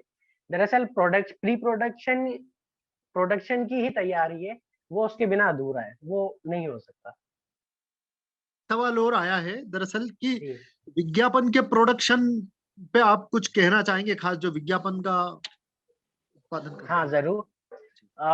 मतलब वर्ल्ड में सबसे मतलब बेस्ट, मतलब एडवर्टीजमेंट बहुत बड़ा बिजनेस है, और एडवर्टीजमेंट मतलब टेलीविजन और फिल्म से भी ऊपर है। एडवर्टीजमेंट वो बहुत, पर वो बहुत क्रिएटिव और बहुत शॉर्ट टाइम और बहुत ही कमर्शियल होता है, जिसकी वजह से उसका जो प्रोडक्शन क्वालिटी होता है वो बहुत बेहतर होता है सभी से। आप किसी भी एडवर्टीजमेंट को देखेंगे, वो बहुत 30 सेकेंड 10-10 सेकेंड में हर वो चीज कह जाता है जो उस प्रोडक्ट के बारे में होती है। तो मोस्ट क्रिएटिव, मतलब सबसे ज्यादा क्रिएटिव काम यदि वीडियो प्रोडक्शन में कोई है तो वो एडवर्टीजमेंट है, और ग्रोथ को लेके भी। इंटर्नशिप को लेकर एक और सवाल एक स्टूडेंट का आया है। हमारे यहाँ के स्टूडेंट है सात्विक जैन। ही इज आस्किंग कि अगर आप कोई इंटर्नशिप करना चाहते हैं तो क्या आपको किसी क्वालिफिकेशन की ज़रूरत है? हाँ, आपको बैचलर्स होना जरूरी है। तो क्या आप बैचलर्स के दौरान भी चाहें तो? हाँ, परसों हाँ, आप साथ में इंटर्नशिप कर सकते हो, बाकी बैचलर्स और उसका मीडिया फील्ड से होना जरूरी है।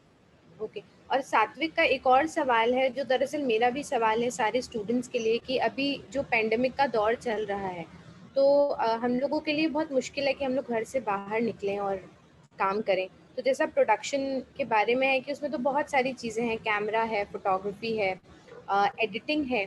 तो अगर हम इसके लिए अपने आप को तैयार करना चाहते हैं तो किस तरह के प्रैक्टिसेस किए जा सकते हैं? क्या एक एडिटर के लिए ये फीजिबल है कि वो घर पे रहकर एडिटिंग प्रैक्टिस कर सके? क्योंकि कई बार बहुत हेवी सॉफ्टवेयर्स भी होते हैं जो आपके लैपटॉप्स में या फ़ोन में आप इस्तेमाल नहीं कर पाते हैं, तो उसके लिए क्या-क्या इस्तेमाल किया जा सकता है और हम अपने आप को कैसे प्रिपेयर कर सकते हैं? बिल्कुल। वैसे तो पेंडेमिक है, ये बात तो ठीक है, पर रही बात प्रोडक्शन की, तो आप जैसे कि बहुत से ऐसे प्रोग्राम्स हैं आजकल, आपने देखा होगा रिसर्च बेस्ड होते हैं कि, या रिव्यू देना। आपने देखा होगा कि बहुत से लोग मूवीज के बारे में या किसी भी प्रोडक्ट का या इलेक्ट्रॉनिक का, बहुत से मतलब आपने टेक्निकल गुरुजी, ऑटोमोबाइल गुरुजी, मतलब बहुत से यूट्यूब पे ऐसे चैनल है जिसमें वो लोग प्रोडक्शन नहीं करते, मतलब वो ना प्रोडक्शन नहीं करते मतलब शूट नहीं करते, शूटिंग नहीं करते, बट वो प्रोडक्शन घर पे ही करते हैं विदाउट शूटिंग। वो मतलब आप प्री प्रोडक्शन में आप कोई भी एक प्रोडक्ट्स पे कर सकते हो, जो बेस्ट वे बता रहा हूँ। जैसे कोई भी एक प्रोडक्ट है, उसके बारे में लोगों को अवेयर करना या जानकारी देना, तो आप उसके बारे में जो भी है प्री प्रोडक्शन में आप तैयारी कर, उसकी स्क्रिप्ट्स कर सकते हैं कि हमारा प्रोग्राम कैसे चालू होगा, फिर हमारे प्रोग्राम में कि ये प्रोडक्ट क्या है, इसकी क्या खूबियां हैं और ये हमें क्यों यूज करना चाहिए। फिर उसके बाद उसका आप एडिट कर सकते हो। एडिट करने के बाद आप मतलब इस तरीके के प्रोडक्शन कर सकते हो। आप आउटडोर ना करके इंडोर बहुत से आप फोन से शूट कर सकते हो।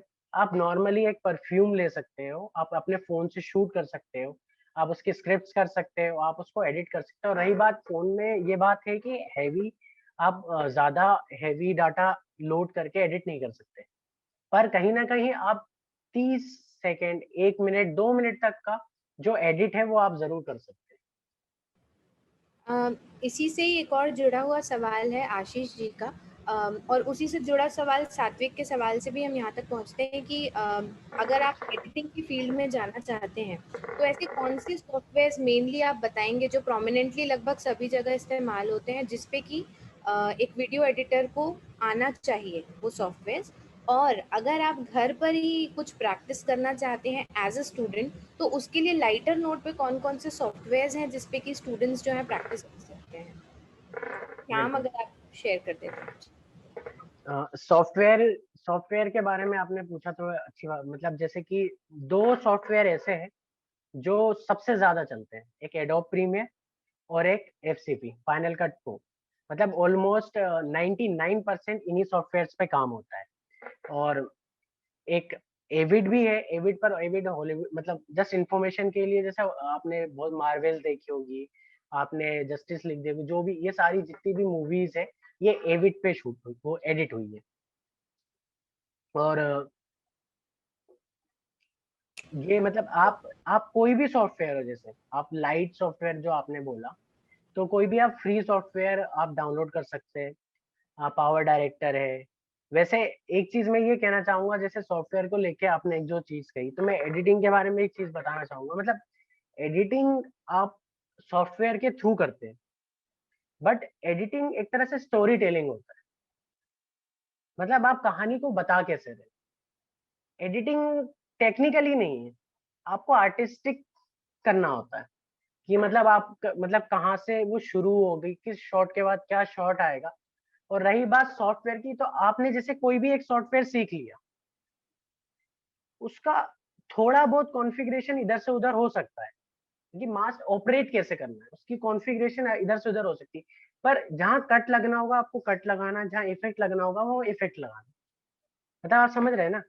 तो आप ये चीज मत सोचिए कि आप ये सॉफ्टवेयर आना चाहिए। आप कोई भी एक सॉफ्टवेयर सीख लेंगे, आपको जैसे आपने एक सॉफ्टवेयर पे एडिटिंग सीख ली है, अब यदि सडन आप जैसे कि अभी मैं वैसे मुझे सभी सॉफ्टवेयर आते हैं, पर सडन जब मैंने डीडी इंडिया ज्वाइन किया तो वहां पे क्यूब है, तो वो सॉफ्टवेयर मेरे लिए नया था। बट आप 5 मतलब मैक्सिमम 5 डेज बता रहा हूँ मैं आपको, आप कॉन्फ़िगरेशन आपको कहीं ना कहीं वो चीज पता चल जाती है। एडिटिंग सॉफ्टवेयर से नहीं होती, एडिटिंग आपकी सोच से होती है, स्टोरी टेलिंग की, आप स्टोरी को कैसे बताना चाहते हैं।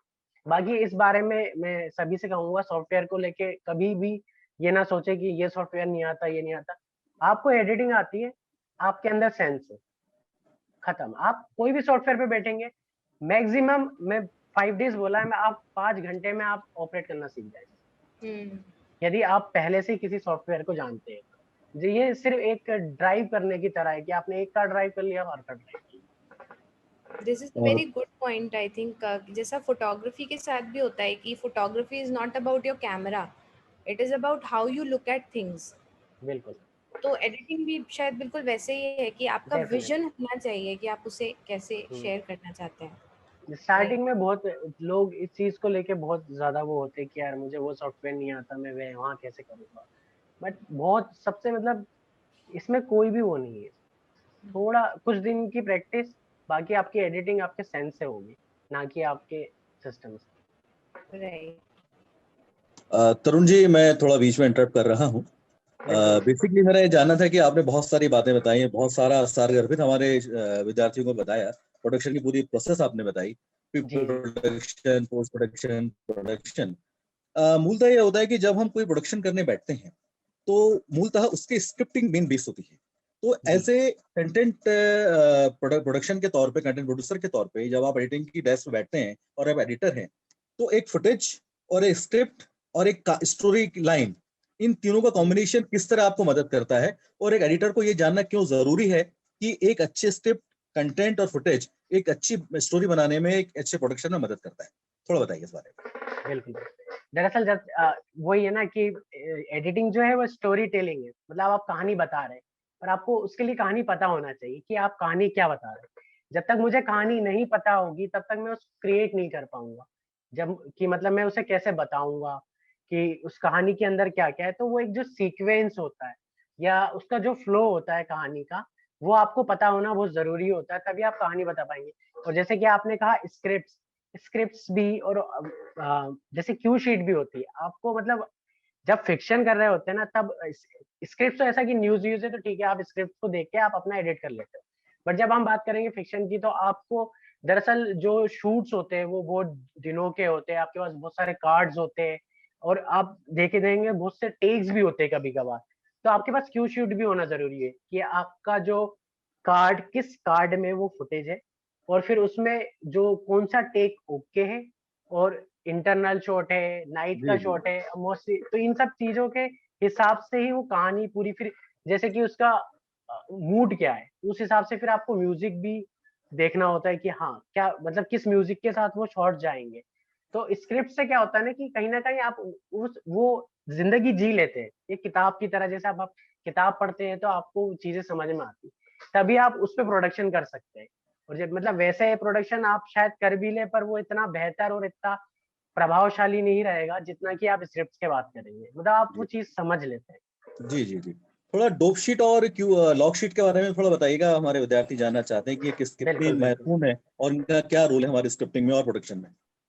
बिल्कुल, लॉग शीट जो सब लॉग शीट आप हर चीज यदि लॉग नहीं करेंगे, जैसे कि क्या है कि आपका शूट है तो आपने एक लॉग शीट है आपकी, तो उसमें मेंशन होता है कि जैसे कि डे नाइट, वो तो ठीक है चलिए आपको वो भी समझ में आ जाएगा।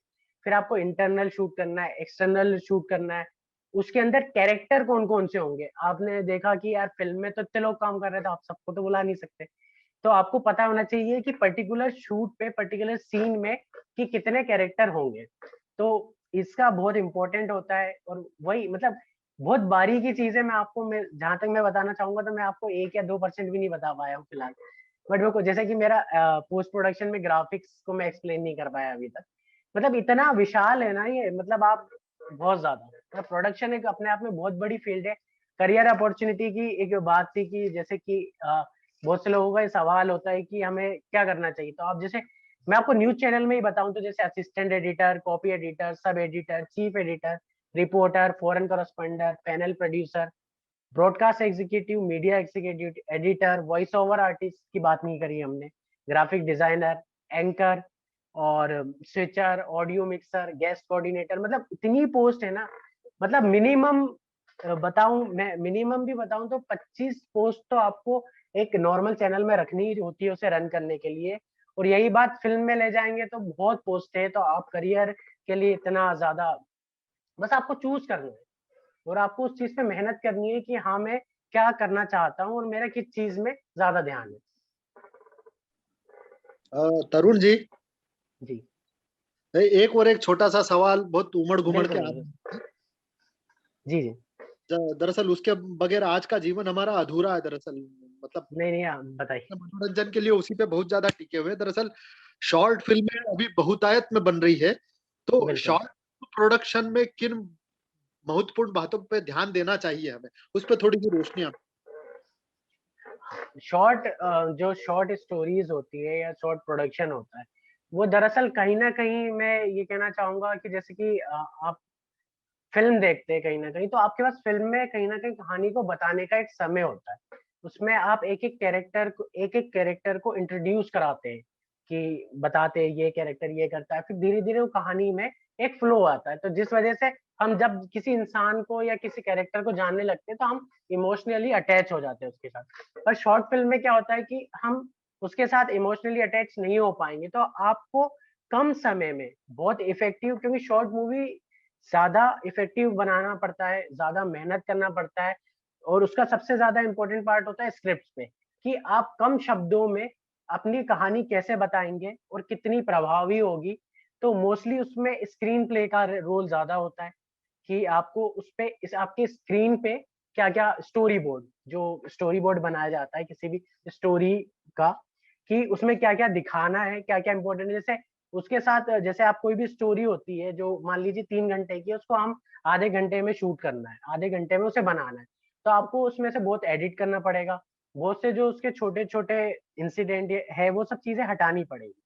तो आपको ये ध्यान रखना पड़ेगा कि उस कहानी के जो महत्वपूर्ण किरदार है, जो महत्वपूर्ण घटना है, उन सबका संकलन उसको एक तरह से गैदर करके उस पे मतलब आपको उसका प्रोडक्शन करना पड़ेगा। तो वो भी एक अपने आप में एक चैलेंजिंग होता है, पर ये अच्छे अच्छे हमारे साथ स्क्रिप्ट राइटर्स होते हैं और जो स्क्रीन प्ले लिखने वाले होते हैं वो इन चीजों को सरल करते हैं और डायरेक्टर उस हिसाब से फिर उसे शूट करता है।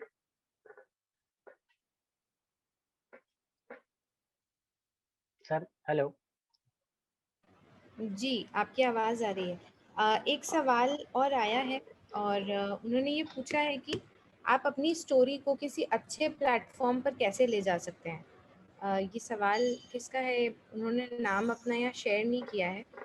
और आई थिंक कोई बात नहीं। शॉर्ट से ही रिलेटेड है कि अगर हम कोई स्टोरी अपनी कम्युनिकेट करना चाहते हैं, कुछ बताना चाहते हैं, तो उसको किन माध्यमों से हम दूसरों तक पहुंचा सकते हैं, कौन से प्लेटफॉर्म्स हैं?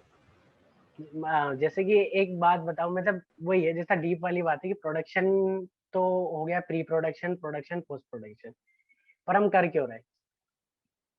कभी मतलब सबसे बड़ी बात ये भी है ना, हम प्रोडक्शन कर ही क्यों रहे हैं? तो वीडियो प्रोडक्शन कोई भी हो, तो जैसे मोस्टली आप न्यूज चैनल में काम करते हैं तो आपने न्यूज चैनल के लिए काम प्रोडक्शन कर दिया, आपने फिल्म में काम किया, आपने फिल्म के लिए प्रोडक्शन करा। बट जब आपका पर्सनली बात आता है कि मैं प्रोडक्शन कर रहा हूँ, मैं क्यों कर रहा हूँ, तो और उसका प्लेटफॉर्म क्या होगा?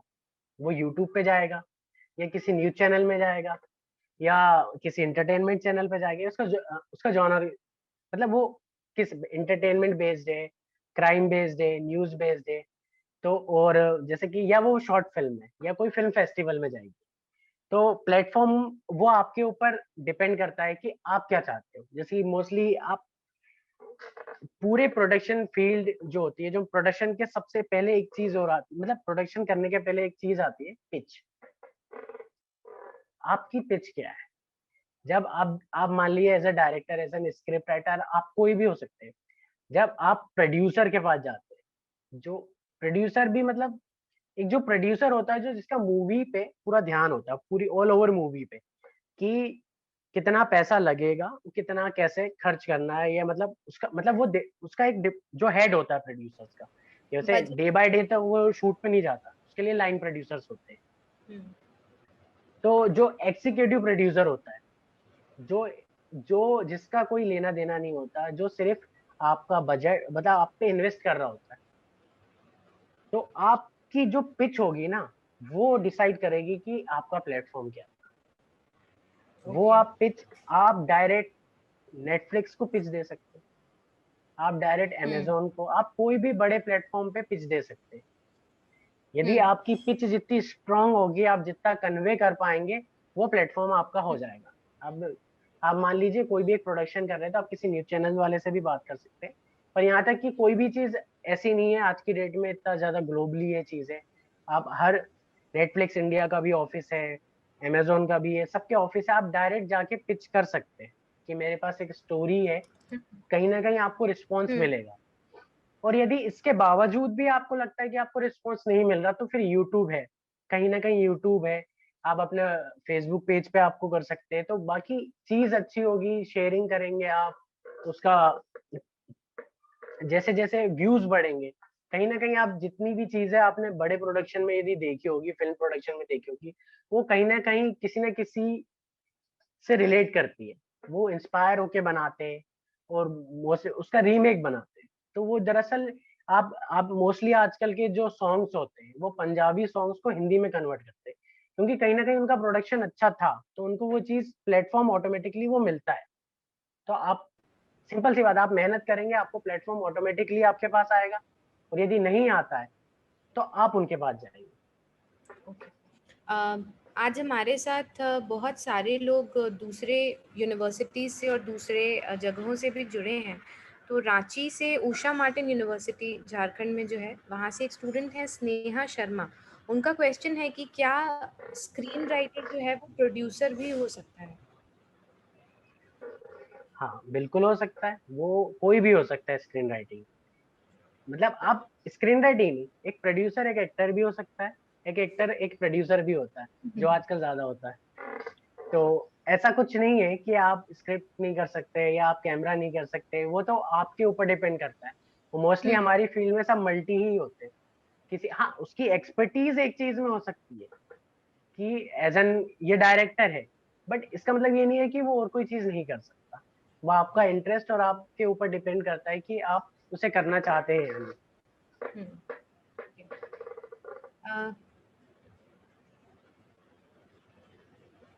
तरुण जी, देखा जाए तो ये जो फील्ड आप जो बता रहे हैं प्रोडक्शन की, ये बहुत ही वाइड है। इसमें कई तरह के रोल हैं, कई तरह के रोल हैं जो हमारे छात्र, हमारे स्टूडेंट, हमारे विद्यार्थी अपने रुचि के हिसाब से चुन सकते हैं और अपने कैरियर को बना सकते हैं।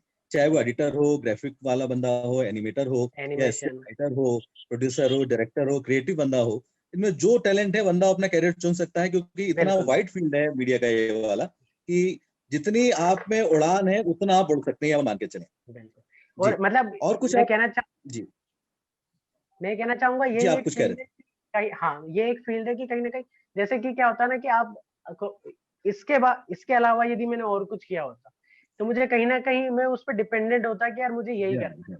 बट ये फील्ड इतनी ज्यादा वास्ट है, मतलब आप सोच नहीं सकते, मतलब बहुत ज्यादा क्रिएटिव है, बहुत ज्यादा इंटरटेनमेंट है। आपको जैसा मतलब एक टाइम के बाद आप एक्सपर्टीज के लिए या अपने प्रोफेशनली एक चीज चुन सकते हो, पर ऐसा नहीं, आप कहीं ना कहीं इसमें जुड़े रहते हो, एज एन एक्टर काम कर सकते हो, और कहीं ना कहीं आप डायरेक्शन कर सकते हो, आपका मन है आप कैमरा कर सकते हो। तो मतलब बहुत चीजें हैं कि कहीं ना कहीं आपको कुछ ना कुछ करने को मिलता रहेगा। जी। अच्छा, एक छोटी सी बात रहेगी, जो बीच में प्रश्न आया था, विशाखा जी ने भी किया था और बच्चों ने पूछा भी था, ऐसे कौन से छोटे छोटे सॉफ्टवेयर्स हैं जिन्हें बच्चे प्रैक्टिस करके अपने पेंडेमिक ईयर में काम समय में कर सकते हैं और वो अपने हमारे घर के सामान्य लैपटॉप पे, हमारे पीसी पर वो सॉफ्टवेयर काम कर पाए। अधिकतर एडोब की बात करें तो कई बार बिट्स की प्रॉब्लम भी आती है और हमारे रैम की और इसकी दिक्कत आती है कंप्यूटर की भी। तो बहुत छोटे छोटे इनिशियल लेवल पे बच्चे एडिटिंग के टिडबिट्स सीख सकें, ऐसे कुछ सॉफ्टवेयर्स बताइए जो हम लोग खुद इजिली डाउनलोड कर सकें हमारे बच्चे। बिल्कुल। जैसे कि आपने एडोब, वैसे मैं आपको एक चीज ये बताना चाहूंगा, जैसे एडोब प्रीमियर जो है, तो एडोब प्रीमियर अभी जो लेटेस्ट एडोब प्रीमियर है, तो वो एडोब प्रीमियर सीसी 2019 है। उसके पहले अब 20 भी आ गया, 2019, उसके पहले 17 था। तो जैसे कि आपको क्या है कि आपको आगे चल के कहीं ना कहीं एडोब पे या एफसीपी पे काम करना है, तो मैं इसका बेटर ऑप्शन ये बताना चाहूंगा कि ना कि आप कोई लाइट सॉफ्टवेयर या जो जिसका कॉन्फ़िगरेशन एकदम अलग हो, वो ना यूज करके आप इसके lower to lower version use कर सकते हैं। एडोब जैसे का लोअर कि वर्जन ले एडोब, सकते हैं। हाँ एडोब प्रीमियर 5 जो 2011 में आया था, बिल्कुल तो बिल्कुल इजीली कोई भी लैपटॉप या कंप्यूटर को सपोर्ट करता है, इजीली एक्सेस भी हो जाएगा बच्चों को। बिल्कुल इजीली। तो अब मोस्टली क्या होता है, सब लोग अपडेट रहने के चक्कर में, मतलब ये अच्छी बात है, अपडेट होना चाहिए, पर कहीं ना कहीं क्या होता है ना, चीजें चालू होना चाहिए। मान लीजिए अब मैं सोचूंगा कि नहीं मुझे स्मोक पे काम करना है, तो मैं कभी, क्योंकि स्मोक जो बहुत हैवी मशीन है एडिटिंग की, मोस्टली सीसी के लिए यूज करी जाती है, पर उसका जो इंडिया में होगी मतलब मोस्टली 20-25 मशीन्स, मतलब दिल्ली में भी 4 या 5 मशीन होगी, तो वो भी मोस्ट मतलब मैं चाहूंगा उस पर काम बड़े करना प्रोडक्शन चाहे, आप हाउसेस के देखिए। पास काम है। बिल्कुल बिल्कुल। तो आपको शुरुआत करना ज्यादा इंपॉर्टेंट है, ना कि, तो उसके लिए आप एडोब के लोअर वर्जन डाउनलोड कर सकते हैं। बिल्कुल ठीक है। उसके बाद आप चाहे तो एफसीपी का भी लोअर वर्जन डाउनलोड कर सकते हैं, और एक पावर डायरेक्टर आता है, एक वीवा है, और मतलब और भी बहुत है। मैं आपको हुआ तो आपके स्टूडेंट्स को भी मेल कर दूंगा जहां तक। बाकी पावर डायरेक्टर बहुत सारे हैं लोअर वर्जन में। फिलहाल मतलब मैं राय सबको यही देता हूँ कि एडोब प्रीमियर करोगे आप तो ज्यादा बेहतर होगा। एडोब सब जगह चल भी रहा है। बिल्कुल ठीक है। हाँ, क्योंकि विंडो ऑलमोस्ट, मैं एफसीपी भी कह सकता था, पर मोस्टली विंडोज ही यूज करते हैं सब लोग। विंडोज के ऊपर तो वर्क करते हैं। हाँ, तो और वही, और कहीं ना कहीं आज तक मतलब बड़े बड़े न्यूज चैनल्स भी एडोब ही यूज कर रहे हैं। एडोब ही यूज कर रहे हैं। हाँ, तो उससे प्रॉफिट ये हो जाएगा कि आप लोअर वर्जन पे काम कर रहे हैं, हो सकता है कि थोड़ा स्लो होगा कॉन्फ़िगरेशन के हिसाब से, पर कहीं ना कहीं आपको उसका इतना प्रॉफिट मिलेगा, क्योंकि जब एज एन इंटरव्यू या जब भी आपका स्किल टेस्ट होता है, तो आपके पास 10 से 15 मिनट होते हैं छोटी सी कोई भी न्यूज या मोन्टाज बनाने के लिए, तो आपके लिए इतना हेल्पफुल होगा कि मतलब आप समझ सकते हैं, मतलब आप उसी चीज को आगे बढ़ा रहे हैं। बहुत छोटी सी बात की, कई बार हम लोग सॉफ्टवेयर यूज करते हैं, एडोब यूज करते हैं, रेंडर की प्रॉब्लम, रेंडरिंग में भी समय लगता है यदि हमारा पीसी स्लो है तो सोनी इसमें क्या हमारी मदद कर पाएगा? सोनी वेगास जिसमें डायरेक्ट रेंडर होता जाता है, उसमें कुछ थोड़ा बताएंगे हमारे विद्यार्थियों को? सोनी वेगास, सोनी का जो वेगास सॉफ्टवेयर है, वेगास का, उसमें कई बार रेंडरिंग हमें बहुत आसानी से हो पाती है, इजीली काम हो जाता है, तो क्या अंतर दोनों में समझेंगे आप? नहीं, ये सेटिंग्स है एक्चुअली में। एडोब में भी आप चाहो तो रेंडरिंग बंद कर सकते हैं। रेंडरिंग प्रोसेस जो होता है वो हर सॉफ्टवेयर का होता है, तो मोस्टली क्या होता है कि आप एडिट करते हो और वो रेंडर आता है, तो आपको ये लग रहा है कि वो टाइम टेकिंग है, तो रेंडर का ऑप्शन होता है कि आप उसको रेंडर करना चाहते हैं, आप विदाउट रेंडर एडिटिंग करो, आपको कोई प्रॉब्लम नहीं आएगी। रेंडरिंग यदि एफसीपी में भी आपने जैसे रेंडरिंग कर दी, तो मोस्टली क्या होता है कि जैसे कि आप बड़े बड़ी डॉक्यूमेंट्रीज या बड़ी फिल्म या बड़े फुटेज पे काम करते हैं और आपकी कॉन्फ़िगरेशन उतनी नहीं है, तो उसका ऑप्शन ये होता है कि आप सब क्लिप पे काम करते हैं, बढ़िया, उसकी ओरिजिनल क्लिप हैवी होती है। तो रेंडरिंग भी सेम वही प्रोसेस होता है कि रेंडरिंग क्या होता है कि जैसे आप एडिट करते जाते हैं, तो वो उसी जो टाइमलाइन की जो सेटिंग है वो उसके हिसाब से उसको रेंडर करता है। आप रेंडरिंग ही ऑफ कर दीजिए, बहुत आसान, हमारे रेंडर मतलब ही नहीं बच्चों को मांगेगा। आसानी हो पाएगी इस बात को समझ के कि रेंडरिंग उतनी ऑफ करें तो बिना रेंडर भी काम कर सकते हैं। रेंडर दरअसल क्या होता है, वो उसको उस जो उसकी सेटिंग्स है वो उससे मिलाने की कोशिश कर रहा होता है। जैसे कि मान लीजिए आपका 80 कोई हाई डेफिनेशन फुटेज है बट आपकी टाइमलाइन स्टैंडर्ड डेफिनेशन है, वो इसलिए रेंडर लेता है। यदि आप सेम कॉन्फ़िगरेशन की टाइमलाइन बनाएंगे तो उसमें रेंडरिंग भी नहीं लेगा। बहुत बढ़िया, बहुत बढ़िया, अच्छी जानकारी दी आपने ये वाली जी। एक सवाल और यहाँ पर स्नेहा का आया है। Vikrant sir, just last question I think. Sneha is asking कि जो न्यूज़ प्रोडक्शन होता है उसमें जो इफेक्टिविटी ऑफ प्रोमिनेंस है, जब अगर किसी स्पेशल पर्सन या कोई बहुत खास जगह के लिए या बहुत किसी खास इवेंट का जो इम्पोर्टेंस होता है, उससे उस न्यूज़ प्रोडक्शन में क्या बदलाव आता है या उस पर क्या वजन आता है? एक बार और सवाल रिपीट। अगर कोई बहुत खास व्यक्ति या खास जगह या किसी खास घटना पर जब कोई एक न्यूज़ जो है न्यूज़ प्रोडक्शन क्रिएट किया जाता है तो उसके इफेक्ट्स कितने ज़्यादा होते हैं, उसकी इफेक्टिविटी कितनी ज़्यादा होती है, ये उनका सवाल है। हाँ, इफेक्ट्स बहुत ज़्यादा होते हैं। मतलब आप किसी फेमस या पॉपुलर पर्सनालिटी के ऊपर न्यूज़ बना रहे हैं या किसी जगह के ऊपर बना रहे हैं तो आपके फैक्ट्स बहुत इंपॉर्टेंट होते हैं कि वो तथ्यों, मतलब बहुत ज़रूरी है कि वो चीज़ें सभी जो उसकी इंफॉर्मेशन है वो एकदम एग्जैक्टली वही हो। आप उसके साथ थोड़ा भी इधर उधर छेड़छाड़ नहीं कर सकते। और यदि मान लीजिए वो पर्सन या आपके देश का बहुत ही इम्पोर्टेंट पर्सन है जैसे कि प्रधानमंत्री है, या आप कोई प्लेस की बात करेंगे तो हमारी सबसे इम्पोर्टेंट जैसे सुप्रीम कोर्ट, माननीय सुप्रीम कोर्ट, हम जैसे को इतनी रिस्पेक्ट देते हैं, तो उसमें इन सब पे जब भी हम कोई प्रोग्राम या इवेंट्स करते हैं तो हमें इन सब चीज का बहुत ध्यान रखना पड़ता है कि उसके मतलब कहीं कुछ गलत इंफॉर्मेशन कन्वे ना हो और जो भी हो जो फैक्ट्स पे ही आधारित हो। ओके। अंकित गंगराड़े का एक सवाल है, हालांकि मतलब बहुत मुश्किल सवाल तो नहीं है, पर क्या उनका पूछना है कि जो स्पेशल इफेक्ट्स है क्या वो एडिटिंग से जुड़ा हुआ होता है? मैं कहूँगा यदि न्यूज चैनल तक की बात करेंगे तो जरूर उसका जो जुड़ाव होता है वो एडिटिंग से होता है। पर दरअसल क्या है ना, जैसे जैसे हम आगे बढ़ते जा रहे हैं, जैसे जैसे टेक्नोलॉजी आगे बढ़ती जा रही है, कि पहले क्या होता था, जो एडिट की फिल्म्स होती थी तो उसको वो जोड़ जोड़ के एडिट करते थे। फिर हमने सिस्टम पे आए तो मैंने ये बात इसलिए कही कि अब एक एक चीज के लिए एक एक डिपार्टमेंट होता है। यदि आप ज्यादा डीप जाएंगे, मैंने ये चीज शायद अभी तक बोली भी नहीं, जो पोस्ट प्रोडक्शन होता है, पोस्ट प्रोडक्शन में सबसे पहले तो एडिटिंग होगी। तो आजकल वीएफएक्स, विजुअल इफेक्ट होते हैं, स्पेशल इफेक्ट्स होते हैं, जिनके लिए अलग से सॉफ्टवेयर्स होते हैं, अलग से डिपार्टमेंट होते हैं। तो मैं ये कहना चाहूंगा स्पेशल इफेक्ट एडिटिंग से अलग होता है। वो कैसे, मतलब this is very curious question कि कैसे स्पेशल इफेक्ट्स एडिटिंग का पार्ट नहीं है? नहीं, एडिटिंग का पार्ट है बट वो जुड़ा हुआ है, वो अकेला नहीं। जैसे कि अब मैं बताता हूँ, सिंपली आपने बहुत सारे इफेक्ट्स, जैसे कोई इफेक्ट्स होता है कि लाइक स्पार्कलिंग और मतलब लाइट्स इफेक्ट्स होते हैं, तो वो जो वीएफएक्स आर्टिस्ट है वो क्रिएट करता है, उसने उसको वो इफेक्ट क्रिएट करा है, वो इफेक्ट क्रिएट करके फिर वो एडिटर तक आता है, फिर एडिटर उसको प्लेस्ड करता है। जैसे कि आपने एनिमेशन ले लीजिए, आपने एनिमेशन देखा होगा मोस्टली टाइम, जैसे कि आपने देखा होगा बंदा होता है और उसका ये क्रिएचर सामने आ जाता है कार्टून टाइप और वो उससे बात कर रहा होता है, वो एडिटिंग है जो कर रहा है।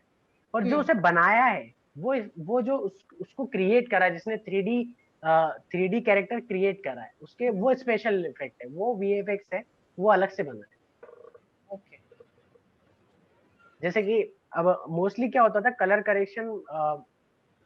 करेक्शन डीआई, आजकल डीआई है, वो भी उसके लिए भी एक अलग डिपार्टमेंट होता है।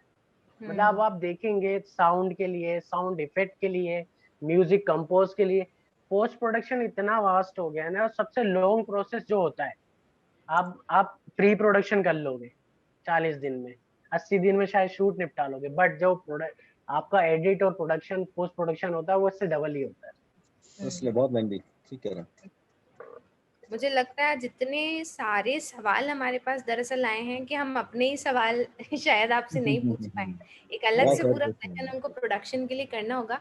विक्रांत सर, हमारे पास जो 1-2 क्वेश्चंस और पहले के हैं, मुझे लगता है हम उन्हें लें, और 1.5 घंटा हो गया है लगभग हमको सेशन स्टार्ट किए, तो फिर हम इसे कंक्लूड भी करेंगे।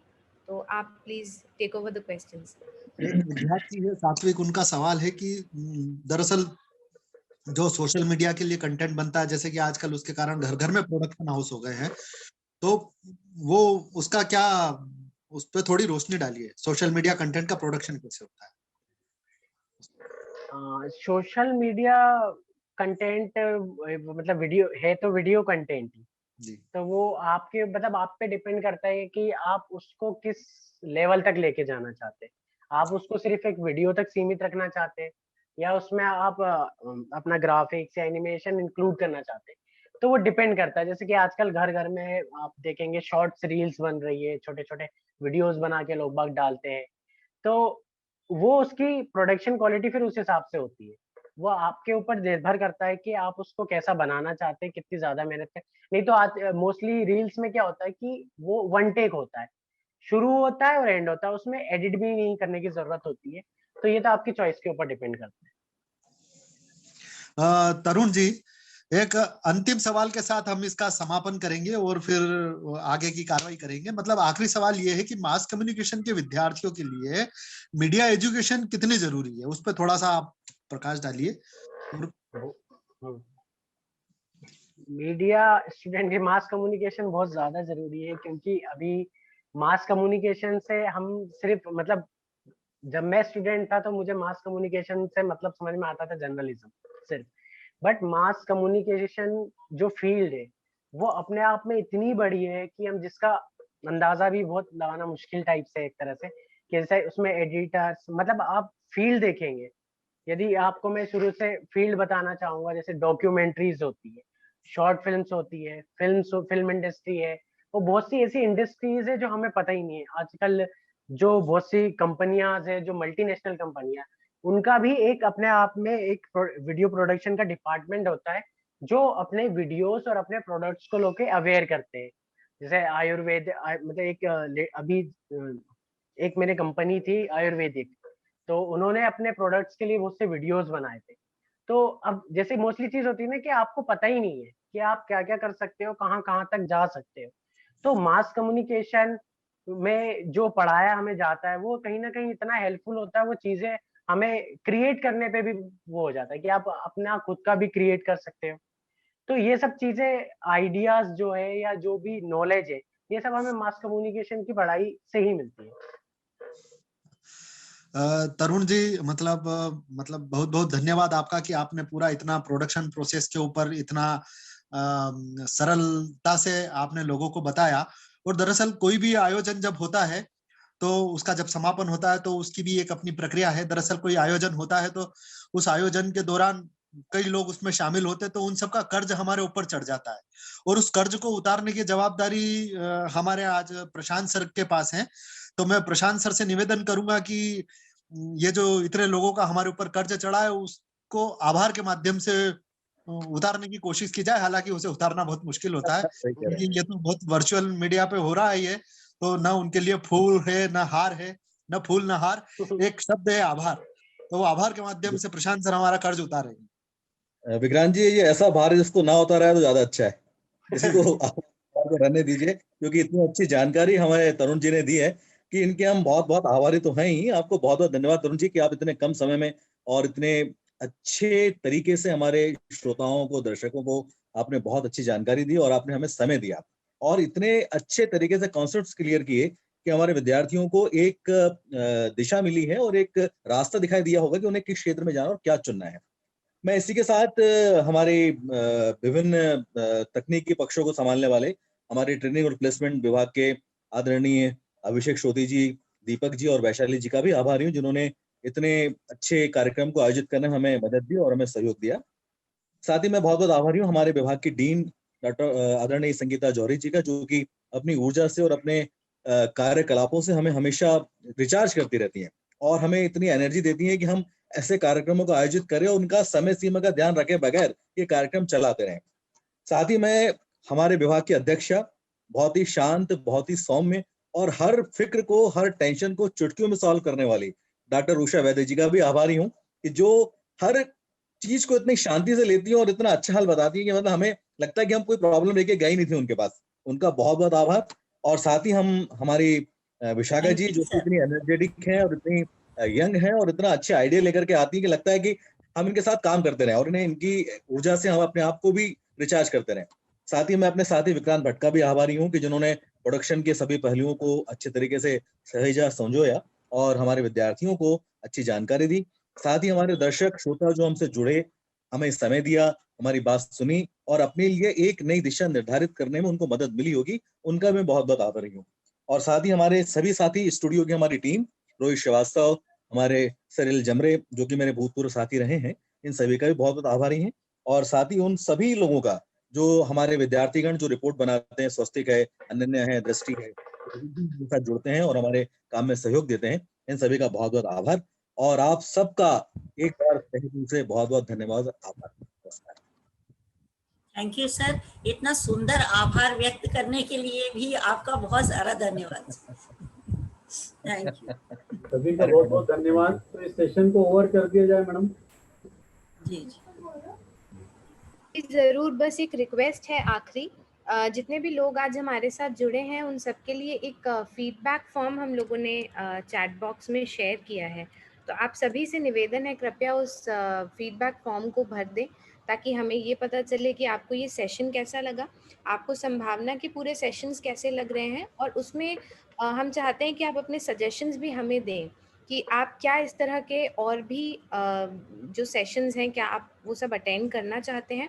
और इस सान्या और पूर्णिमा के सेशन में भी हमने शेयर किया था कि प्रोडक्शन एक ऐसा टॉपिक है जो जिस पर मतलब बहुत लंबे समय तक हम लगातार बात कर सकते हैं। और जैसा तरुण ने भी बताया कि अभी ग्राफिक्स पे बात ही नहीं हो पाई, अभी तो एंकरिंग पे बात ही नहीं हो पाई, अभी बहुत सारी चीज़ों पे बात नहीं हो पाई। तो अगर आप लोग इंटरेस्टेड हैं, हमारे साथ जो लोग जुड़े हुए हैं, अगर आप लोग इंटरेस्टेड हैं तो हम इस तरह के सेशंस और आपके लिए ऑर्गेनाइज कर सकते हैं। तो प्लीज़ आप अपने वैल्यूएबल फीडबैक्स हमें दें ताकि हम इस तरह के प्रोग्राम्स आप लोगों के लिए और ऑर्गेनाइज कर सकें। और मुझे ये भी उम्मीद है कि वैसे तो Tarun is very happy and jolly and very helpful, तो हमारे कुछ स्टूडेंट्स और भी जुड़े हुए जो लोग हैं, अगर वो किसी तरह का सवाल आने वाले समय में अपने भविष्य को लेकर अगर करना चाहते हैं तो मुझे लगता है Tarun is always happy to collaborate with us. आप अपने सवाल उनसे पूछ सकते हैं। उनके नंबर भी हम आपसे आने वाले समय में शेयर कर सकते हैं अगर आप सब चाहें तो थैंक यू वेरी मच। और मुझे लगता है यहाँ पे we can close the session also. Vikrant sir. जी जी okay, thank you so much. Thank you. Thank you.